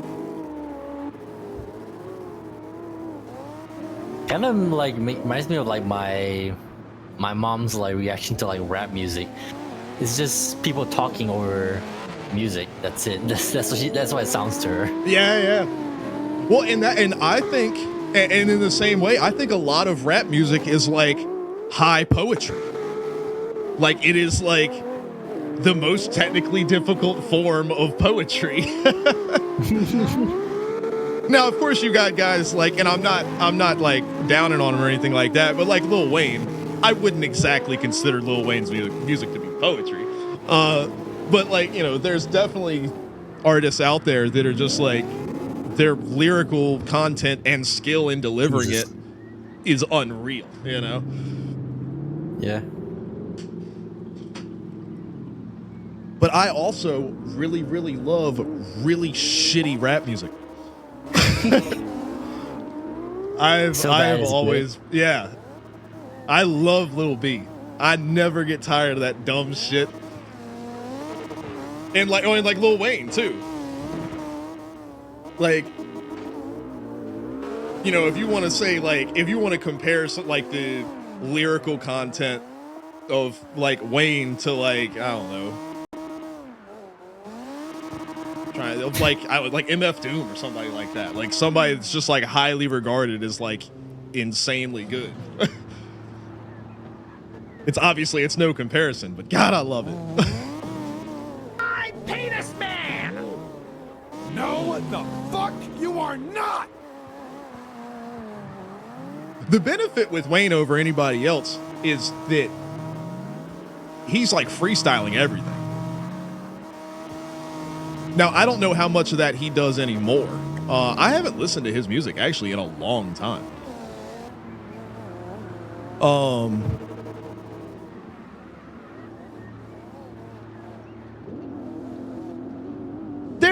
There is absolutely no way you think that as far as lyrical content and delivery that Lil Wayne is like even in the top 100 of rappers. That's not his gig. That's not what he does. He goes hard on hard beats and like comes off top, and then his memory is so absurd he can remember every word he said off top a year later. Like that's his deal. But as far as like comparing that to guys that sit down and write absolute masterpieces of songs, he's not, I mean, that's not even they're two different worlds is what I'm saying.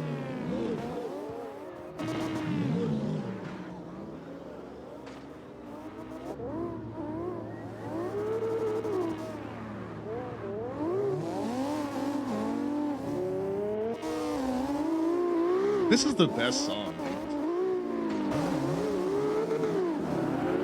Well, and then it's crazy because like this song, as far as like the chords and everything, like it's so simple, but it's like so strong, man.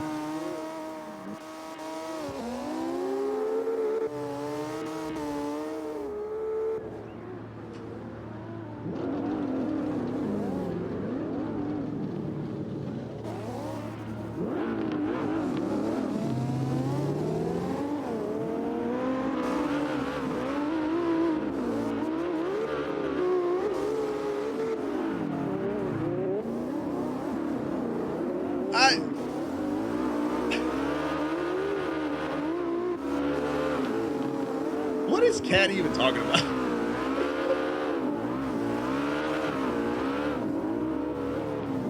RC's up here talking about penis. RC and Cat are talking about penis.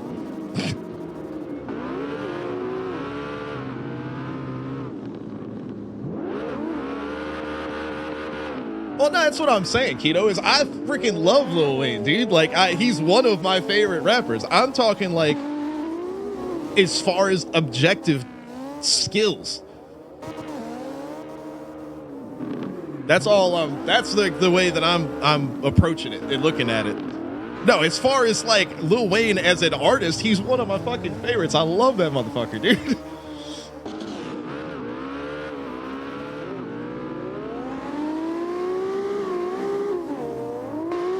Well, see, that's the thing is when you say skill, it's like you can't just say skill because it's like there's so many different levels of skill. I was talking like I said, I started out with saying that like rap is like a high level of poetry. Lil Wayne is by no means a poet. But that's not his talent. That's what I'm saying is he comes off the top. He freestyles everything and nobody can hold a fucking candle to him with exception of like a very small number of people.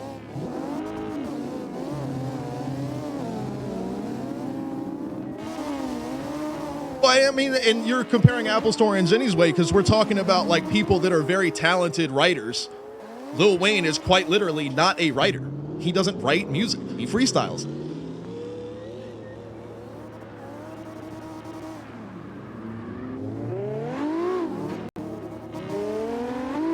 See this, like this shit right Oh here. my god. Just hit me.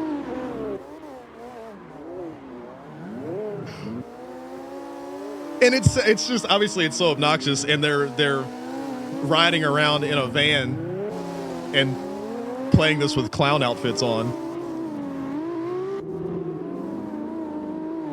But like all of the little things that they do musically, like the time signature changes and stuff like that, it's so sick. So who is JID? I don't know who that is. And that's the other part of the equation here. I haven't been involved in anything going on with rap music in like probably 10 years since I was last producing stuff.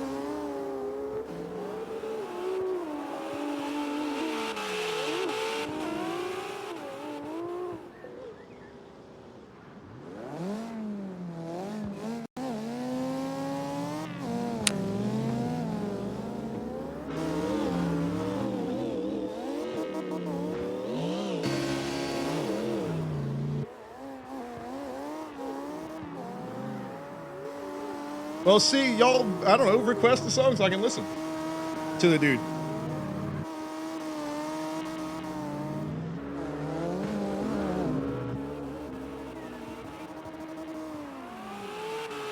Oh, speaking of controversial music makers, reminds me. You just reminded me of a group I know called Baby Metal. Baby Metal is sick. Yeah, I recall their music also because how odd their music is technically. Yeah. Some people are like a bit off-putting by them as well. Yeah. Kind of same case. To the point that freaking Rob Zombie had to go and defend them to some extent. Oh, I remember that. Yeah. Well, and that's the people just don't. I don't know. I think Baby Metal is awesome, but it's also crazy because like people got weird about them at some point. It's like these are people talking about them like don't even know what's out there. Mm-hmm. Like people are like, oh, I don't know about this Baby Metal stuff, and I'm like, Deviloof is a band, and y'all don't even know, like y'all don't even know who they are, and y'all are talking about Baby Metal. Like this isn't even scratching the surface of this shit. Like.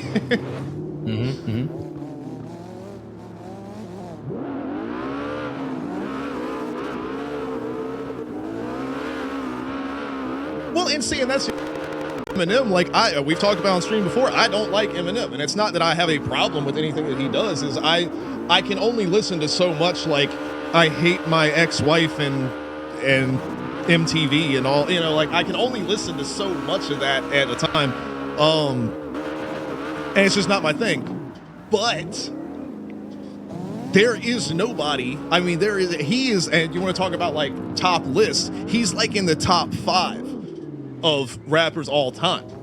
Like you just can't touch the dude in terms of writing and delivery and his flows and his cadence, and it's insane. Eminem is a fucking machine. Like it's just untouchable.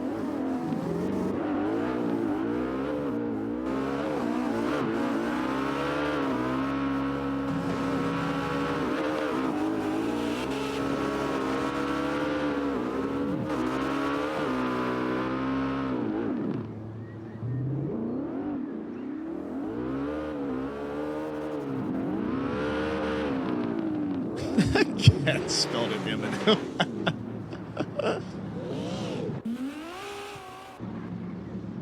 Oh, I just saw that. Freaking chocolate. And then Sweet Dogs talk about, so Tech 9, I mean, and that's another thing too. So it's like Tech 9's not even necessarily, like I said, it's not necessarily poetry. He's not necessarily, you know, delivering you the most introspective lyrics you've ever heard in your life. But damn if he doesn't give it to you at 750 fucking miles an hour. There's not many people out there that are faster than Tech 9. I don't know. I mean, I don't know if there's anybody that's out there faster than Tech 9.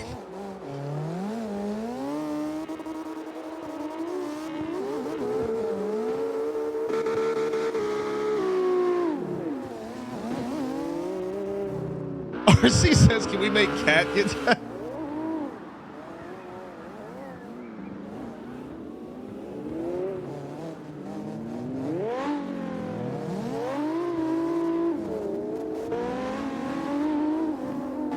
Cat, you got to do push-ups.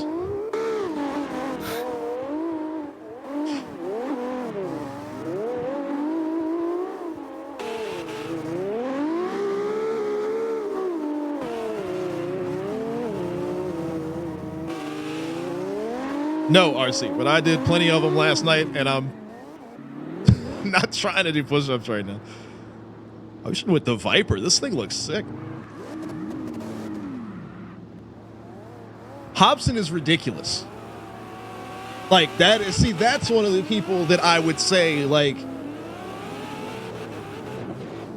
as far as like lyrical content, like I said, poetry. Hobson is absurdly good. Like,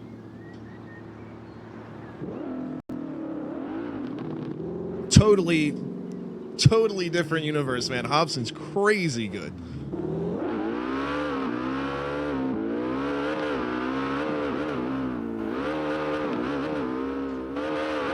Okay, we'll pull out the semi. I think I was Jason. Fuck's sake. Kendarn's rocking the 180. Theory and Skull are in their machines. Soggy got the station wagon. Jason, yeah, Jason's got the Fortnite big rig out.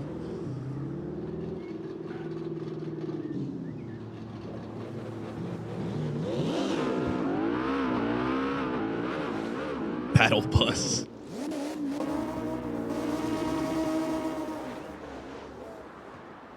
You know, there was an announcement, or well, not an announcement. I presume it was a leak because they announced it way too early. If it's not a leak, apparently there's a pack coming in October for a skin pack in October for Fortnite, where they made the Battle Bus a transformer. That's pretty dope, though. Yeah, you can have Bombi and Megatron in it, and then you got the Battle Bus as a character. That's pretty sick. Keto, I've never listened to Cardi. I've heard a lot about it, but I've never really listened to any of it. All right, Yogi. Oh, we're just hanging out, man. We're doing our thing.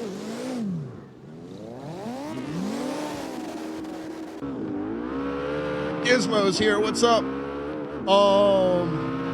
But yes, if you do the song request and then drop the link after that, that'll work. It's actually the most reliable way to do it. Jason's actually crushing it with the truck, man.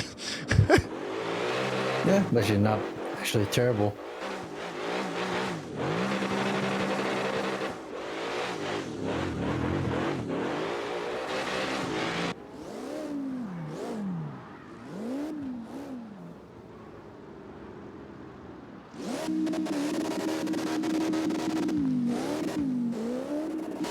Jason's the one in the semi-truck, right? Yeah.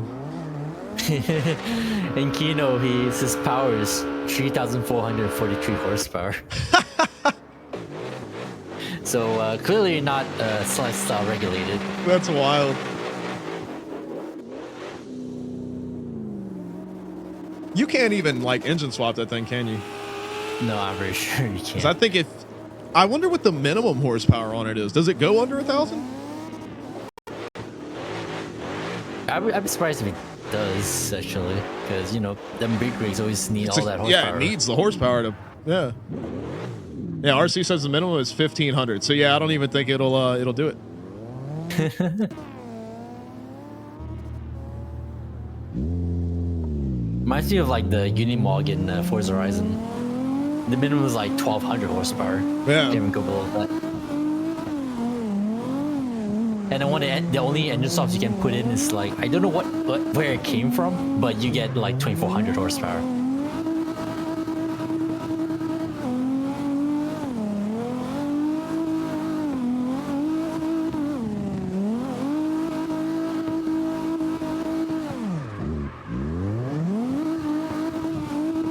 Jesus Christ.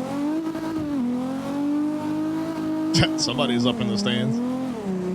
We got Astasia in the stage. Hey!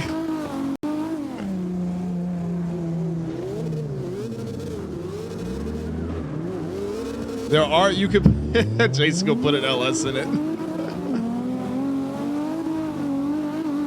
I can't imagine. Actually, you know, I guess I may as well point out, like, back when I actually was still more or less wanting to, like, compete in yours. Oh, what the fuck is that? I just saw it drive Anyway. by me. Yeah. Monstrosity. Yeah, back when I was like still like trying to like do my thing where I compete in Slide with a different car every single time. You know what was one of my options for that? What's that? I think it's an L swap. It's an L swapped Porsche 911. Ooh! And when you do engine swap it, guess what happens? What's that? Does it switch it to the front? Yes, it does. Ah! Because I was gonna say that's a mid-engine car, right? And rear engine. Oh, it's a rear, like all okay. Yeah. So it's Hang a off rear the engine, rear and axle. so it actually puts the motor in the front of the car. Yeah, considering that the engine swaps actually have their own models, so Yeah. how they do it? Yeah, they just dump it into the, I guess what one will call the frunk, Yeah. as in the front trunk. Well, I guess it would become. It would be the engine bay at that point, I guess. Yeah. So when I was intending to like, if I was going to like pull it out, I was intending to like have the, I guess the hood like removed. Yeah. And everyone can just see the engine where technically it's not supposed to be there Yeah. in the Porsche. You know what? Do I still have that swap? I don't think I do, because I was like modifying it to do like the stupid task thing to unlock the cars. Oh legitimately. yeah. Let me. Oh, and see, and let me speaking go of back. music that's like not technically impressive, but I fucking love it, is Electric Callboy. I fucking love these guys. I never get tired of them.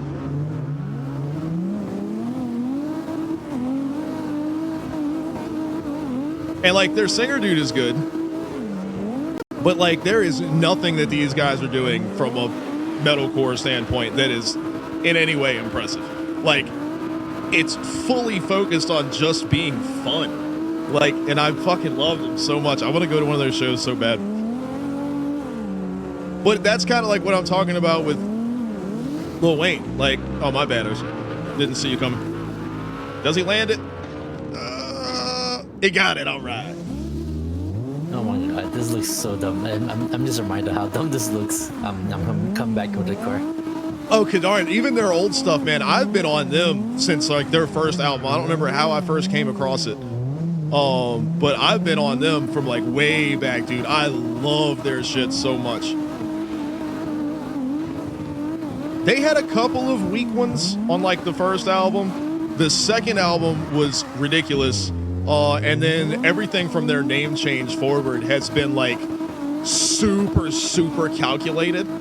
Like they make sure that every damn song they have is insane.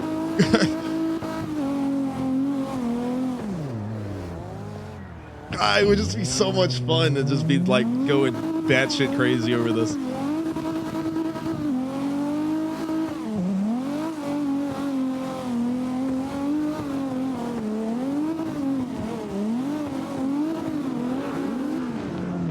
Yeah, because like on that album they had like the song about like the whole "Is Anyone Up" thing or whatever. So it's like I get what they were trying to do, but it's just like and it ended up not. It wasn't a great song anyway, so it just didn't work good.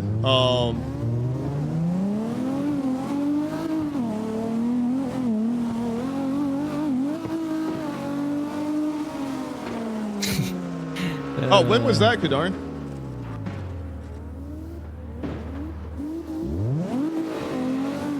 Oh, just realized.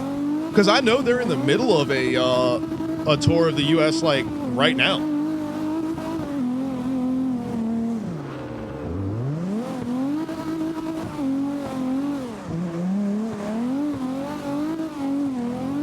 I don't know if they're coming to the West Coast, though. I know they're over here because it started out with the whole with Blue Ridge, and that was a fucking nightmare, apparently.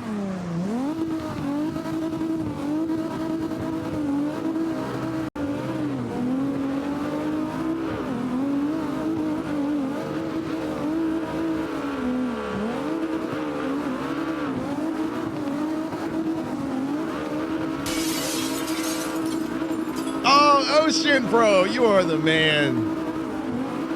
Thank you so much. You didn't have to do that.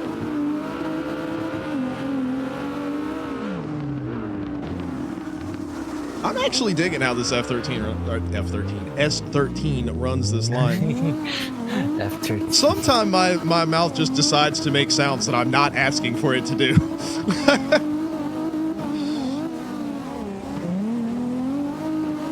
Oh, Bama, you guys, man. Ocean and Bama, I appreciate y'all.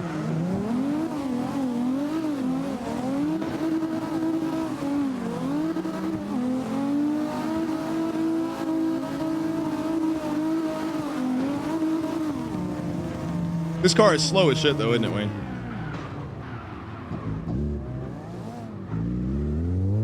kind of like mine. So, you're not alone. The motherfucker. Oh, boy. All right, I got you.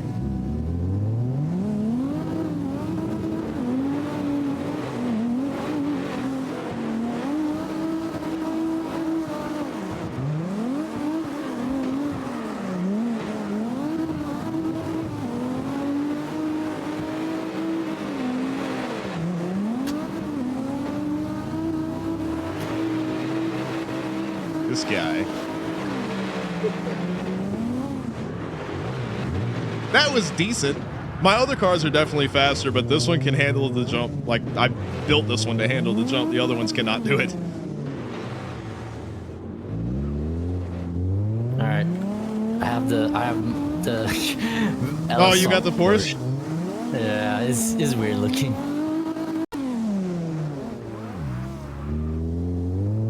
I gotta see it.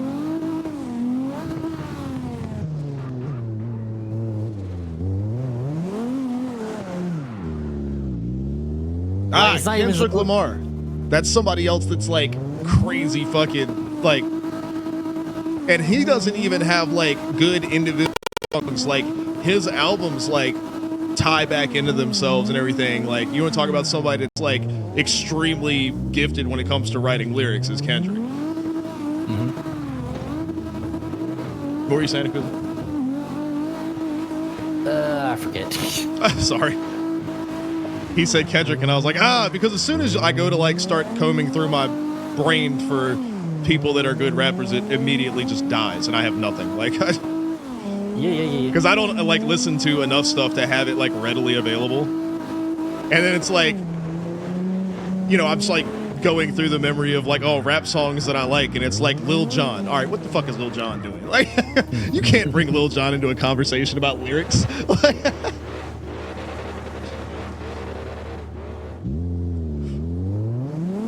Anyone a fan of ASAP Rocky or something? Oh, I'm sure there's some A$AP Rocky fans here. I mean, he is like the big. I knew the Keto big would be, name for yeah. that new Need for Speed. Now I'm not sure. Keto says he got to see a live show of him too. And Caden. Hell yeah. Ocean says T-Pain ran the 2000s. You damn right, boy. That's all we had on at our fucking high school dances or whatever.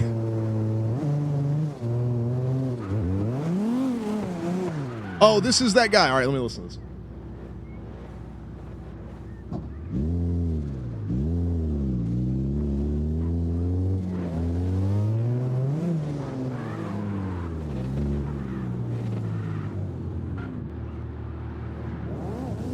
Jesus Christ, really? Freaking Jason got the rig on the stage.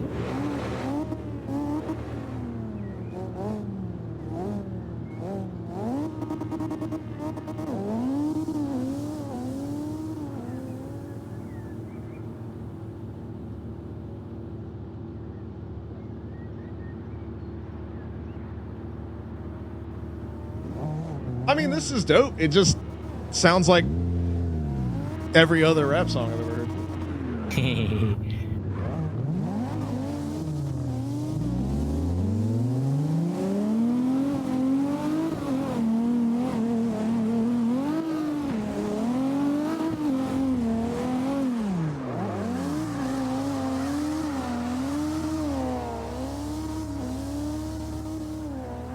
Jason, if that's a battle bus, make it blue. Why is it still red?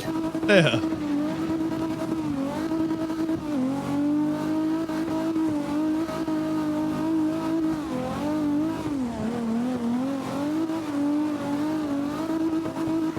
There you go, Caden. Hell yeah. Oh yeah, well I was gonna say. So I'm looking at my LS swap. It doesn't fit. Well, it fits in the engine bay, but it sticks out to the point that you cannot put the hood on it. That's why I opted to keep the hood off. Oh yeah, I can definitely see that. That is kind of crazy looking.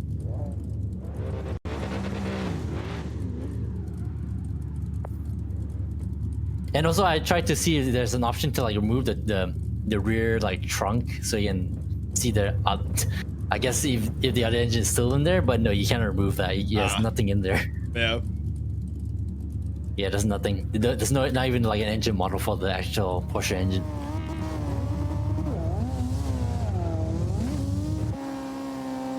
Freaking made it blue. Well, at least it's kind of accurate.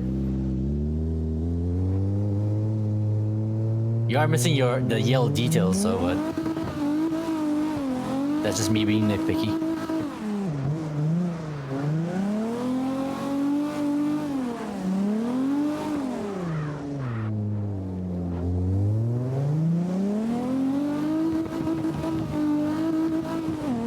Who's in the black semi? Just drifting backwards. All right, so I don't know these like guys' voices or anything, so I don't know who is who. But whose verse is this on this song?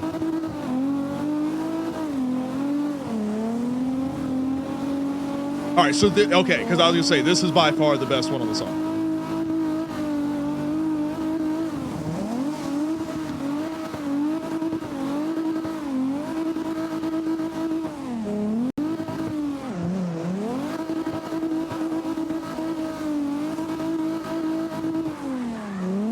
And like his flow has flow.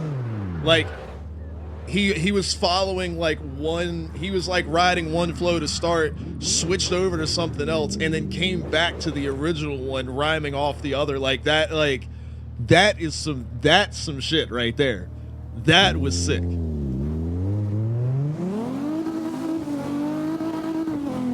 Yeah, because the other guys on that song, yeah. But that last verse right there, that was nasty.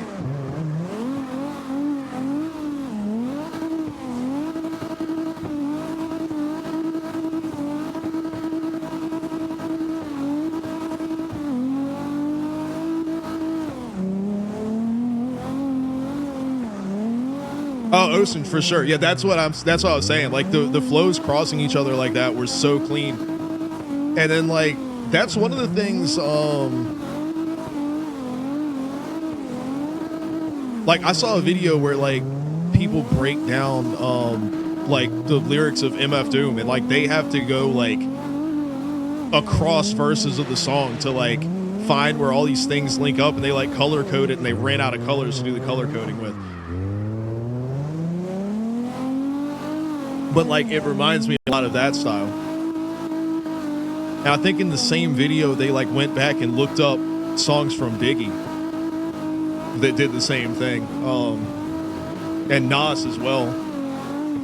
Nas did that a lot. But see, when I talk about like heavy, like lyrically gifted rappers, like when I'm talking about like poetry and rap, it's that type of stuff that I'm talking about for sure, for sure. All right, Caden said he's gonna go play some Counter-Strike. Hell yeah.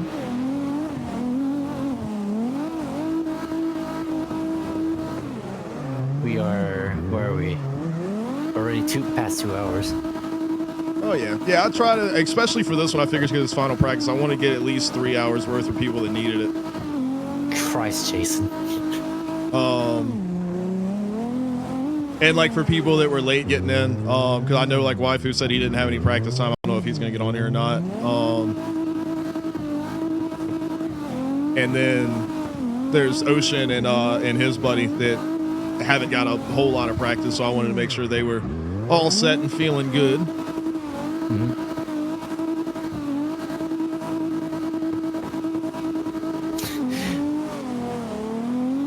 I'm just winging it.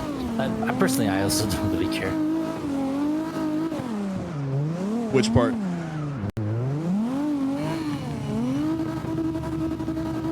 Well, partially the tandems. I'll try and gotcha. do a good show solo. Then once tandems starts, if I am qualified, I will just try my best. Oh, you're gonna run tomorrow? Oh, I guess you never look. Yeah, I guess you really never looked. I haven't Yeah, looked. I haven't looked at all. Hell yeah, dude. Nah, it'll be fun, man. That's why I say I was like trying to retune the Skyline, but as you see, compared to Wayne, it's still too slow. But we'll see what happens. You never know, because whoever you get, lined up against or whatever, they could crash out on the jump.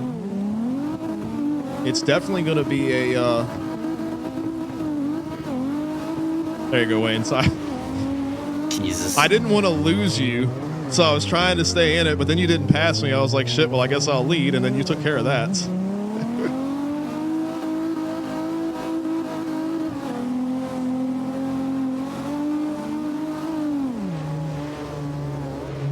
All right, Deuce, no worries, bud.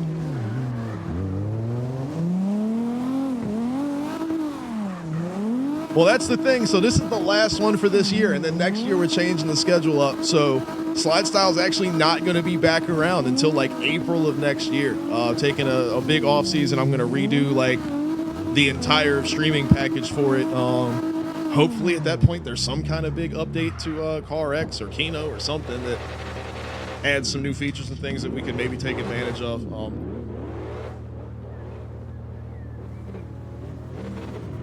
But yeah, going from January all the way, and then we sped up the end of the season because it would have kept going into next month, but we sped it up a little bit so it ends tomorrow. And then, of course, we have our season-ending event, which is the King of Slide Style, which is the invite only. It's just a bracket. There's no qualifying. With a big winner-take-all prize for that one.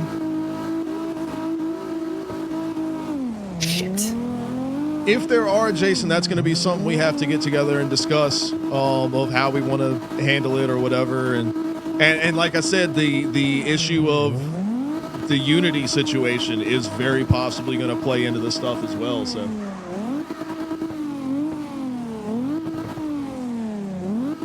All right, Keto, I got you.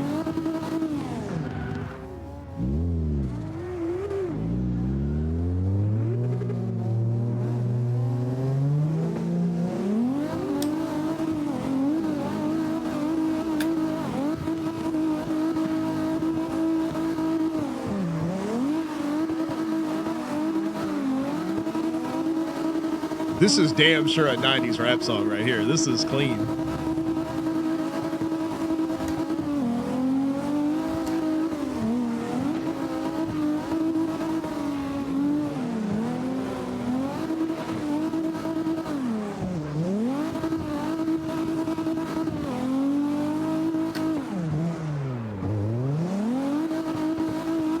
Well, and also as far as all of the rap stuff, like the discussion of rap music goes in general, I mean, obviously, like, I'm not any kind of authority on the subject. Like you said, everybody's going to have their own opinions on it. I was just trying to, I like to look at things from, you know, my programmer brain. I try to find an objective way to look at things just for it's fun for me, you know, because obviously it's music, it's art, so it's all subjective and it doesn't matter. It's all about what you enjoy and what brings some form of emotion or something out of you. That's what it's all about. So that's all that matters, of course. But it's fun for me to try to, you know, to dig into things from an objective standpoint and look at it that way. So, but I'm going to be biased in that regard anyway, because of all of the music that I worked on with Nick was because I genuinely, like, I am probably his biggest fan, second to maybe like his mom, but like I am his number one biggest fan.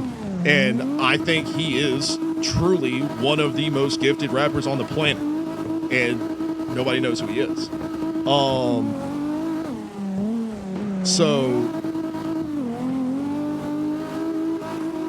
But seeing where, you know, because I mean, it was years like at my apartment,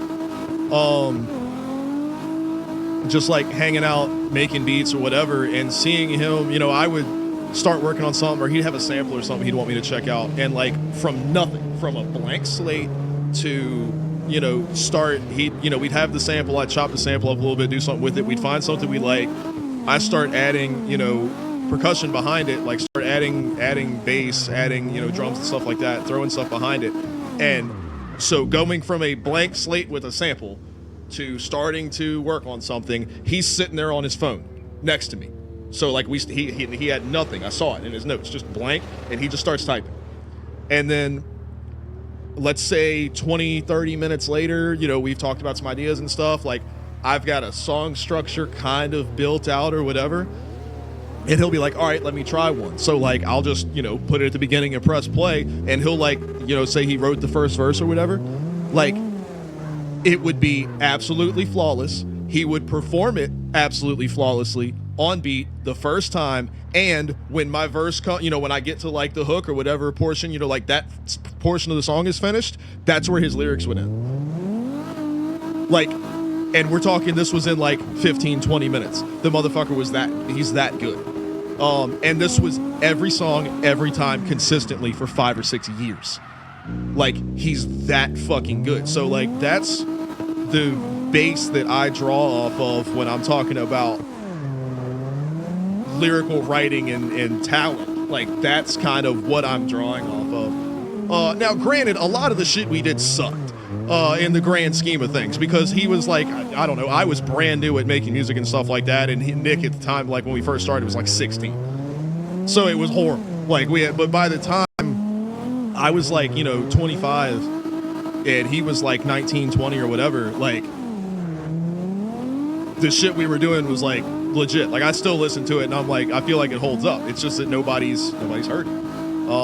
And the stuff that he's worked on in the years since, where I was obviously not involved with, but he would send me the mixes and I did the mastering for the songs.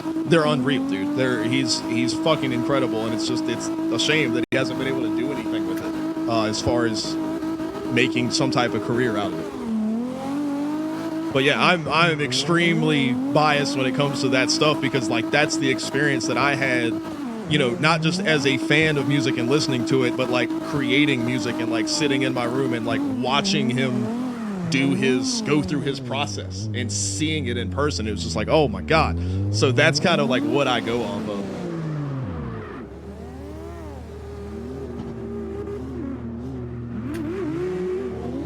Kadarn, how did you miss that, bro? I thought you were being a smartass for a second. Like, oh, Alex does programming? We didn't know that. You didn't know about that, dude? Yeah, that's what I do. How do you think all the slide style shit like happens? I wrote all that stuff, man. I love you, bitch. I ain't gonna never stop loving you, bitch. But yeah, any questions on anything, I'll do my best to answer. I don't know a whole hell of a lot about a lot of stuff. Oh no, programming is what I've done. So that's like what I do, like quote unquote professionally. Like I've been programming in some form or fashion since I was like 10 years old. And I went to school for it. I fucking wish I didn't. But my degree is in, computer science and whatever. And yeah, like that's what I do. I've got a lot of other things that I love doing and enjoy doing, but like programming has always been like that's my main thing. Your big dead ass belongs to Stone Cold Steve Austin. But your big dead ass belongs to Stone Cold Steve Austin. Gizmo, I love you too. I heard your little sound effect. All right, Jason said he's out of here. Look at what did you send me a message on Discord? I'll check it. I hate this fucking song. Y'all can quote me on that.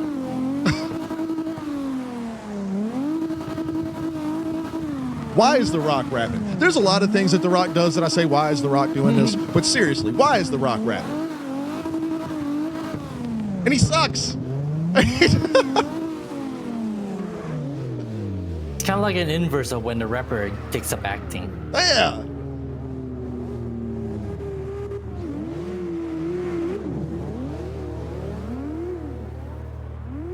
You probably should have done more takes. He's over here talking about one take. You should have done a few more, bud. I would have sent you back in there.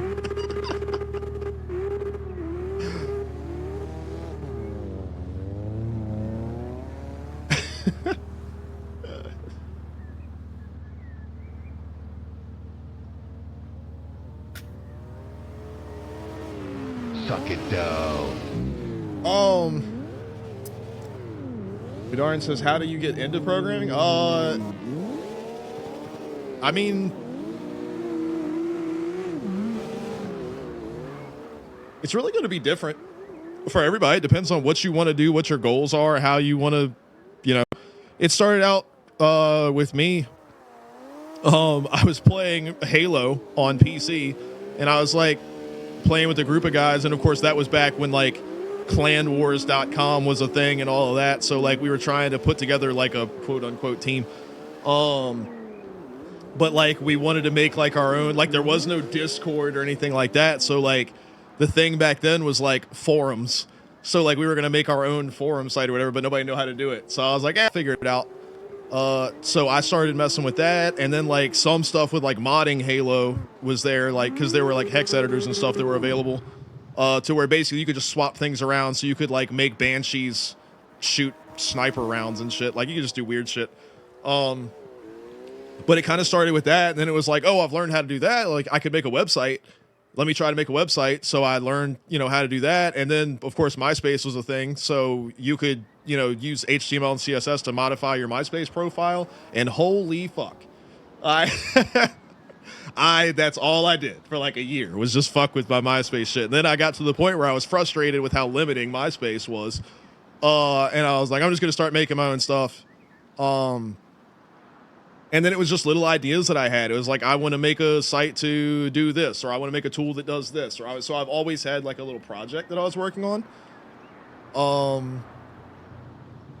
And then I ended up my senior year in high school, they created a class for me.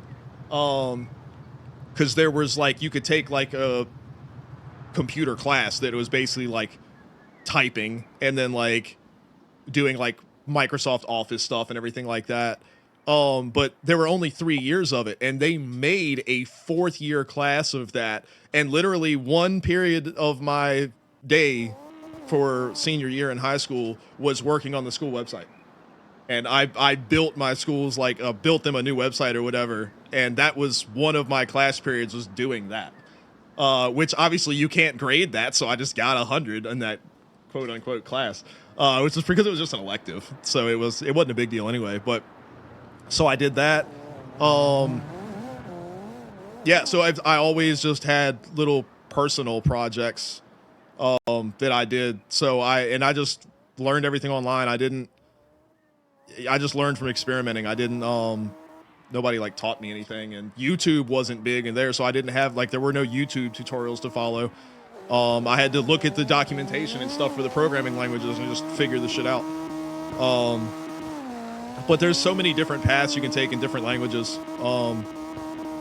And then same thing. So what I do now is I do all of the overlay graphics for streaming. So I do all of my, so like this little thing right here, this is this is a web page. There's a 1080p web page sitting on top of the stream right now that holds this little thing, and it'll animate every once in a while. And if you look really, really closely, see those two little, the blue and the pink blocks?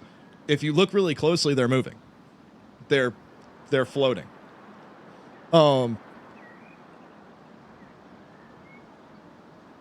And then like the breaking glass thing that pops up, and like this thing up here in the top left, like I can hit my little thing and like,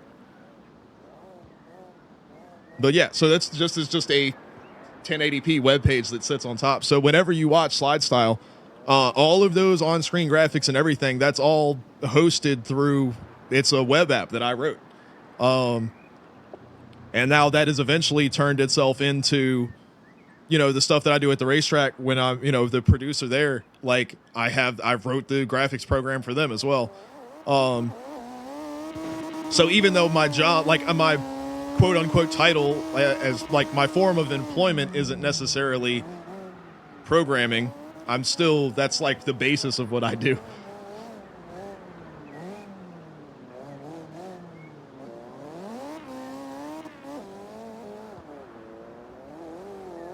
Yeah, I'll message you later on. Yeah, because after this, I'll be getting, well, speaking of the code stuff, I'll be getting all my overlay stuff and everything ready for tomorrow's event tonight. So I'll just be hanging out here in a little bit. So yeah, absolutely. I'll try to help you. Like I said, I'm very much self-taught with things. And once you know certain types of languages, you can be dangerous in others. But like, there's nothing that compares with, you know, really having working knowledge in a programming language. So like if it's a question about something specific, like C#, for example, I can give you the general ideas of how to do something, but as far as what the actual language does, no clue. Exactly, Keto. Yeah, like Spanish. Like all of the, the Romance languages or whatever, they all like share things with each other. It's like how they work, but you can't beat just, you know, knowing the vocabulary and being fluent in a language.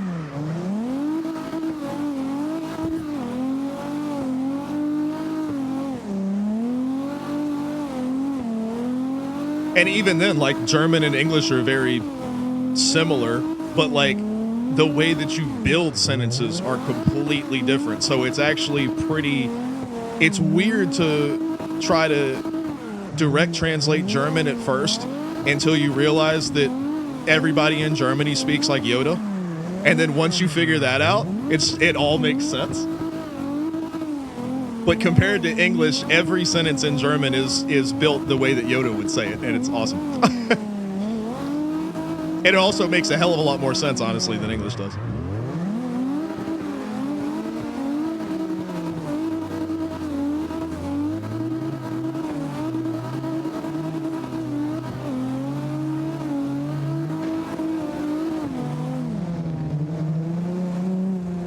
There you go, Keto. Hell yeah.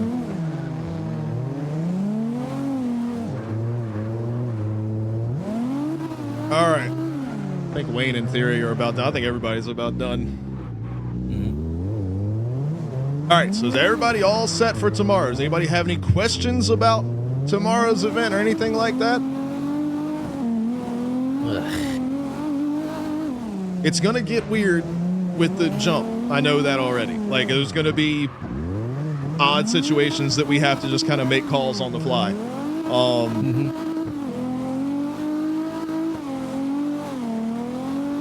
But y'all know we try to go as fair as possible with everything. What you got, Kadar?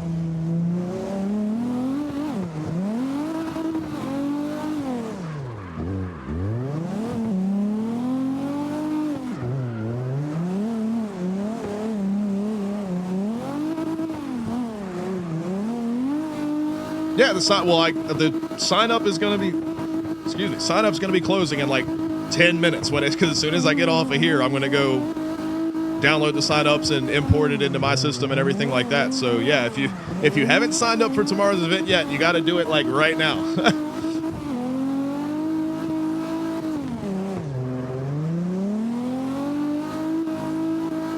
All right, Theory, have a good night, bud. I'll see you tomorrow. No, Keto, I'm probably gonna, because I've got to get off and work on, because I also realized, because I've rebuilt things since last year, and I realized like last night that I don't have a graphic for whoever the champion is. So like I would have one for the event winner, but what if the person that wins is not the same person that wins the points championship for the season? So I'm gonna have to like dig in and make that stuff. And like I was talking about with earlier, like the thing is kind of a pile of shit right now, so I'm gonna have to try to get myself back into the mindset of how I was writing it previously, because that's how I have to do it. So I've got to do that, and I want to try to get the bug worked out with the voting deal where it won't show the quote-unquote winner of like the redemption vote or whatever. Not that that makes a damn difference to, because it still works and puts the drivers in the right slot, but to have some type of visual representation. Probably not Keto, because I'm usually like listening to music and shit when I'm doing my thing. Hey, unless you need something, I can hang out.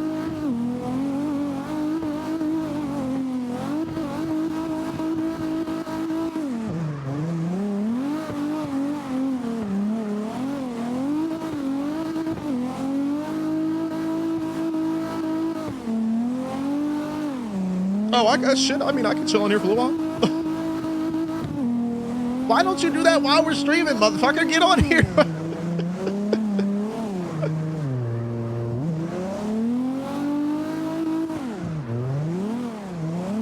Like I had to explain to Akuza earlier.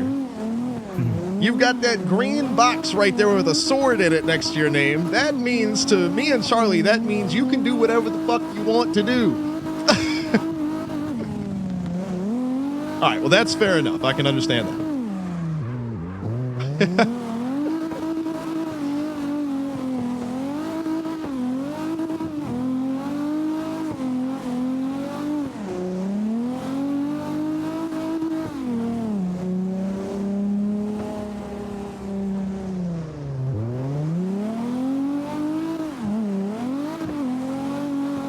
That is the magical green box of you can do anything you want to do. Because we know that there's nothing that you would do or say or whatever that we wouldn't also be doing. That shit was so funny last night, bro.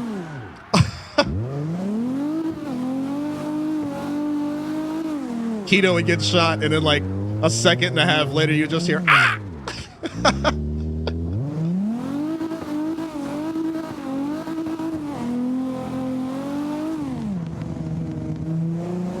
All right. Yeah, I'll drop down to the hangout channel or whatever, and we can just chill. He got me a few times. Wait, dude, that was so funny.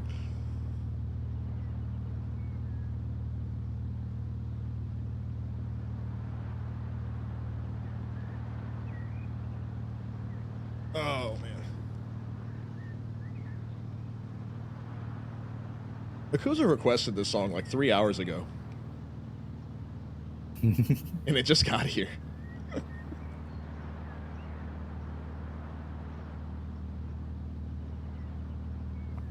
Oh, I got all your clips hooked up. To put them on the TikTok and the YouTube Shorts thing and all that. I just need to upload them and schedule them out. But yeah, I think I ended up with 9 of them. All the way back to like a month and a half ago. Yeah, I went through like the clips I made myself. I went and looked through all of them. Yeah. Yeah, I got a bunch of them, so they'll be on there. And I'm going to try to get in the habit of starting to do that. And I have clips automatically pull. Like when I pull a vote up for slide style, like when I press my button to vote, it sends a thing to Twitch and says, "Hey, take a clip." So like there is a clip of every slide style run ever on my channel.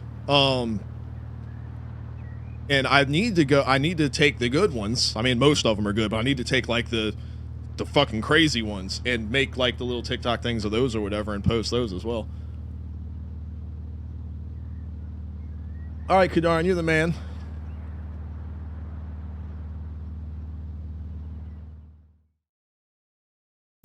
Make sure your text is visible, not like last event where someone had to edit their banner a little bit during the Oh event. yeah, during the event. Yeah. So make sure like when you look at the here, I can go back to the game view real quick. I was just went out to the other thing. But like see how my name is big, white text on the left side, number big and white on the right side. I know we asked for the number color in the sign up form. A lot of guys just put white for that, and that's fine. But like, I also have the number, see here on the window. Now imagine if that number was green or something like that. Like that's what my number color would be on the sign up form or whatever. But mine's white anyway. But that's what we have that for. But the one on the windshield banner needs to be white like that because, and I'll show you. Come here. So watching the broadcast as we have behind me here, you can see as the cars like go through the turn, very easy and clear to read and see the name. I mean, it's going to be hard because it's a smaller screen, but if it were full screen, you could see that that's DJ and Wayne, and you could read it right on the windshield. You can see their number, you can see their name, and it's right there. So that's why we do it that way. Yeah, and I know your name's a little bit longer, but just don't make it like this little teeny tiny, use letters that fit. But that's it. You can do whatever the hell you want with the background as long as it's in the, slide style colors and whatever. You can have it like a splashy thing. You could have it like geometric shapes. You could just have it be like flat purple or flat blue with like a stripe of the other color or whatever. Like you can do whatever you want with the background. In the slide, because the idea is that it looks like the slide style logo. That's the whole point. So that logo up there, that's the idea, is that it looks similar to that, but you can be creative with the background, do what you want to do. That's the whole point of it. Like we said, it ended up people started taking the shit too far. We had a couple people that did something that was funny, so it was like, it's unique and it's cute or whatever. We'll let them do it. But then when everybody's doing something cute and unique, it's not cute and unique anymore. So we brought it back to just, everybody's got the same layout, but the background can be creative.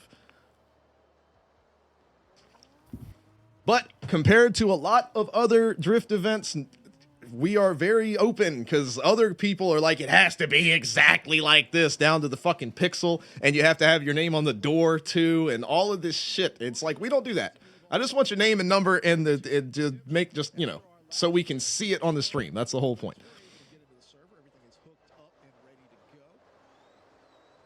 But yeah, and I know you got it, man. You know what we're all about. And then Keeto's not going to have it. Keto, see, this is why we have to prevent Keto from signing up, because if your shit isn't pixel perfect, he's just going to switch to the big rig and run your ass off the track. He's just going to kill your whole car. So we have to block Keto at the gate back here before. Yeah, exactly, Kadarn. You can do whatever you want with the background. So, like, for example,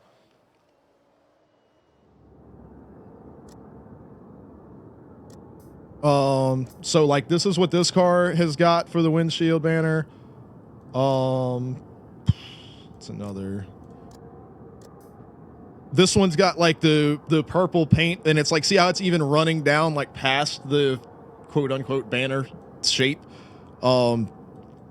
You can do that, but like, see how the name is in white, clear, big letters on the left side, number, white, clear, big numbers on the right side. Like that's, so like when you look around like this, should be very easy to read. But yeah, you could do stuff like that. And then how did I do this one? This one's got like because I did this kind of style design in the body on the side. So I did the same thing on the windshield banner here.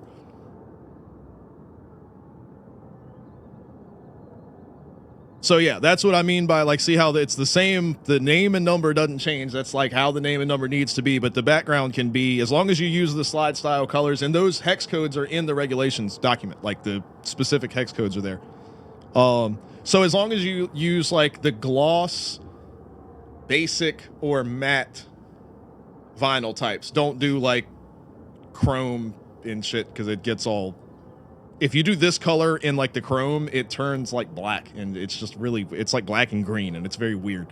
So just stick to the main basic style.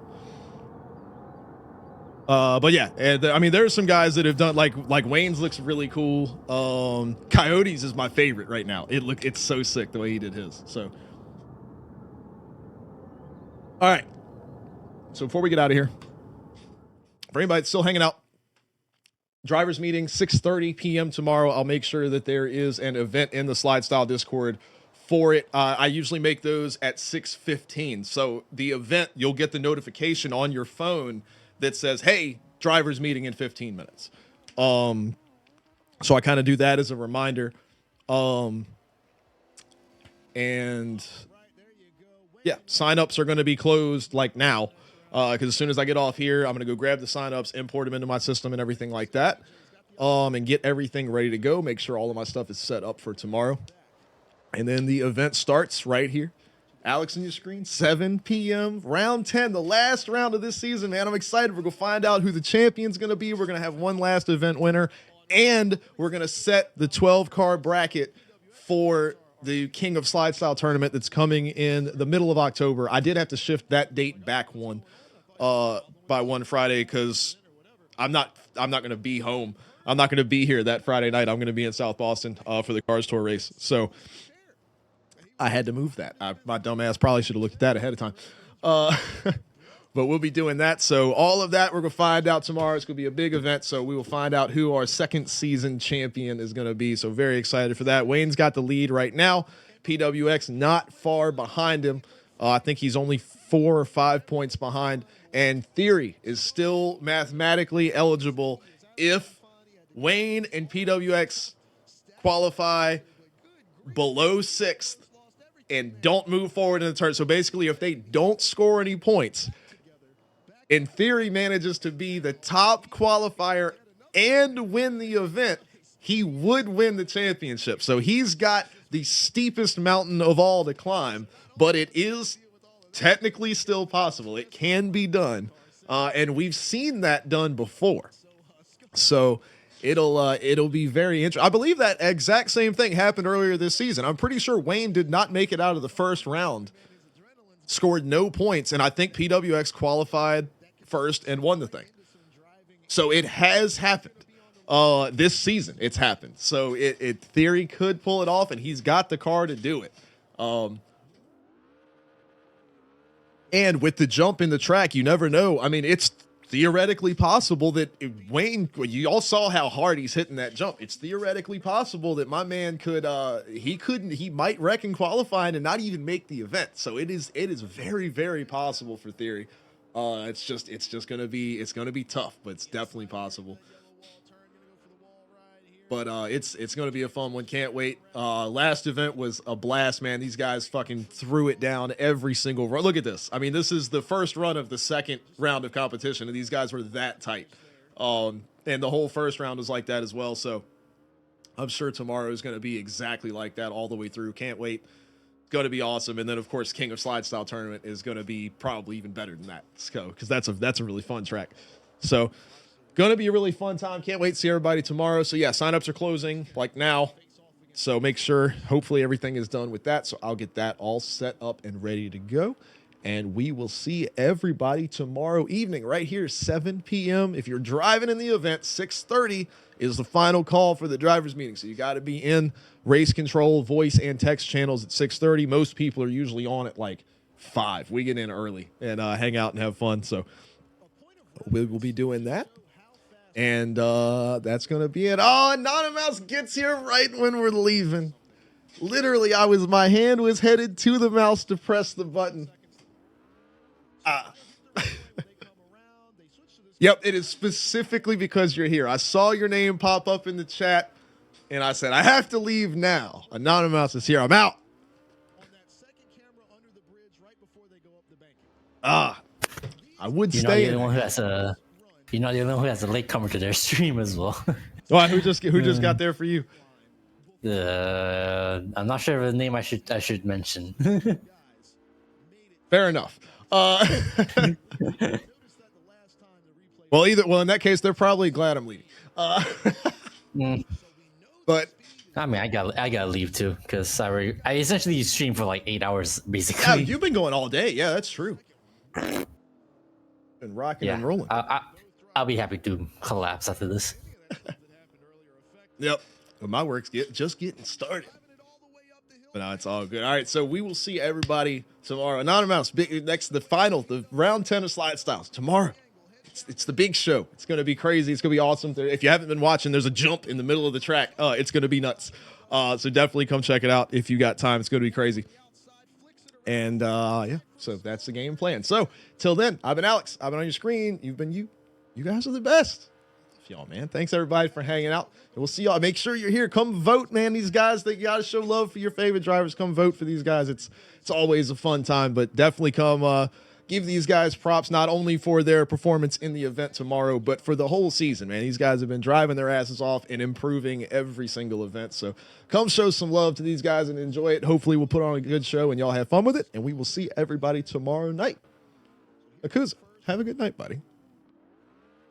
Have a good night to you too. Peace out.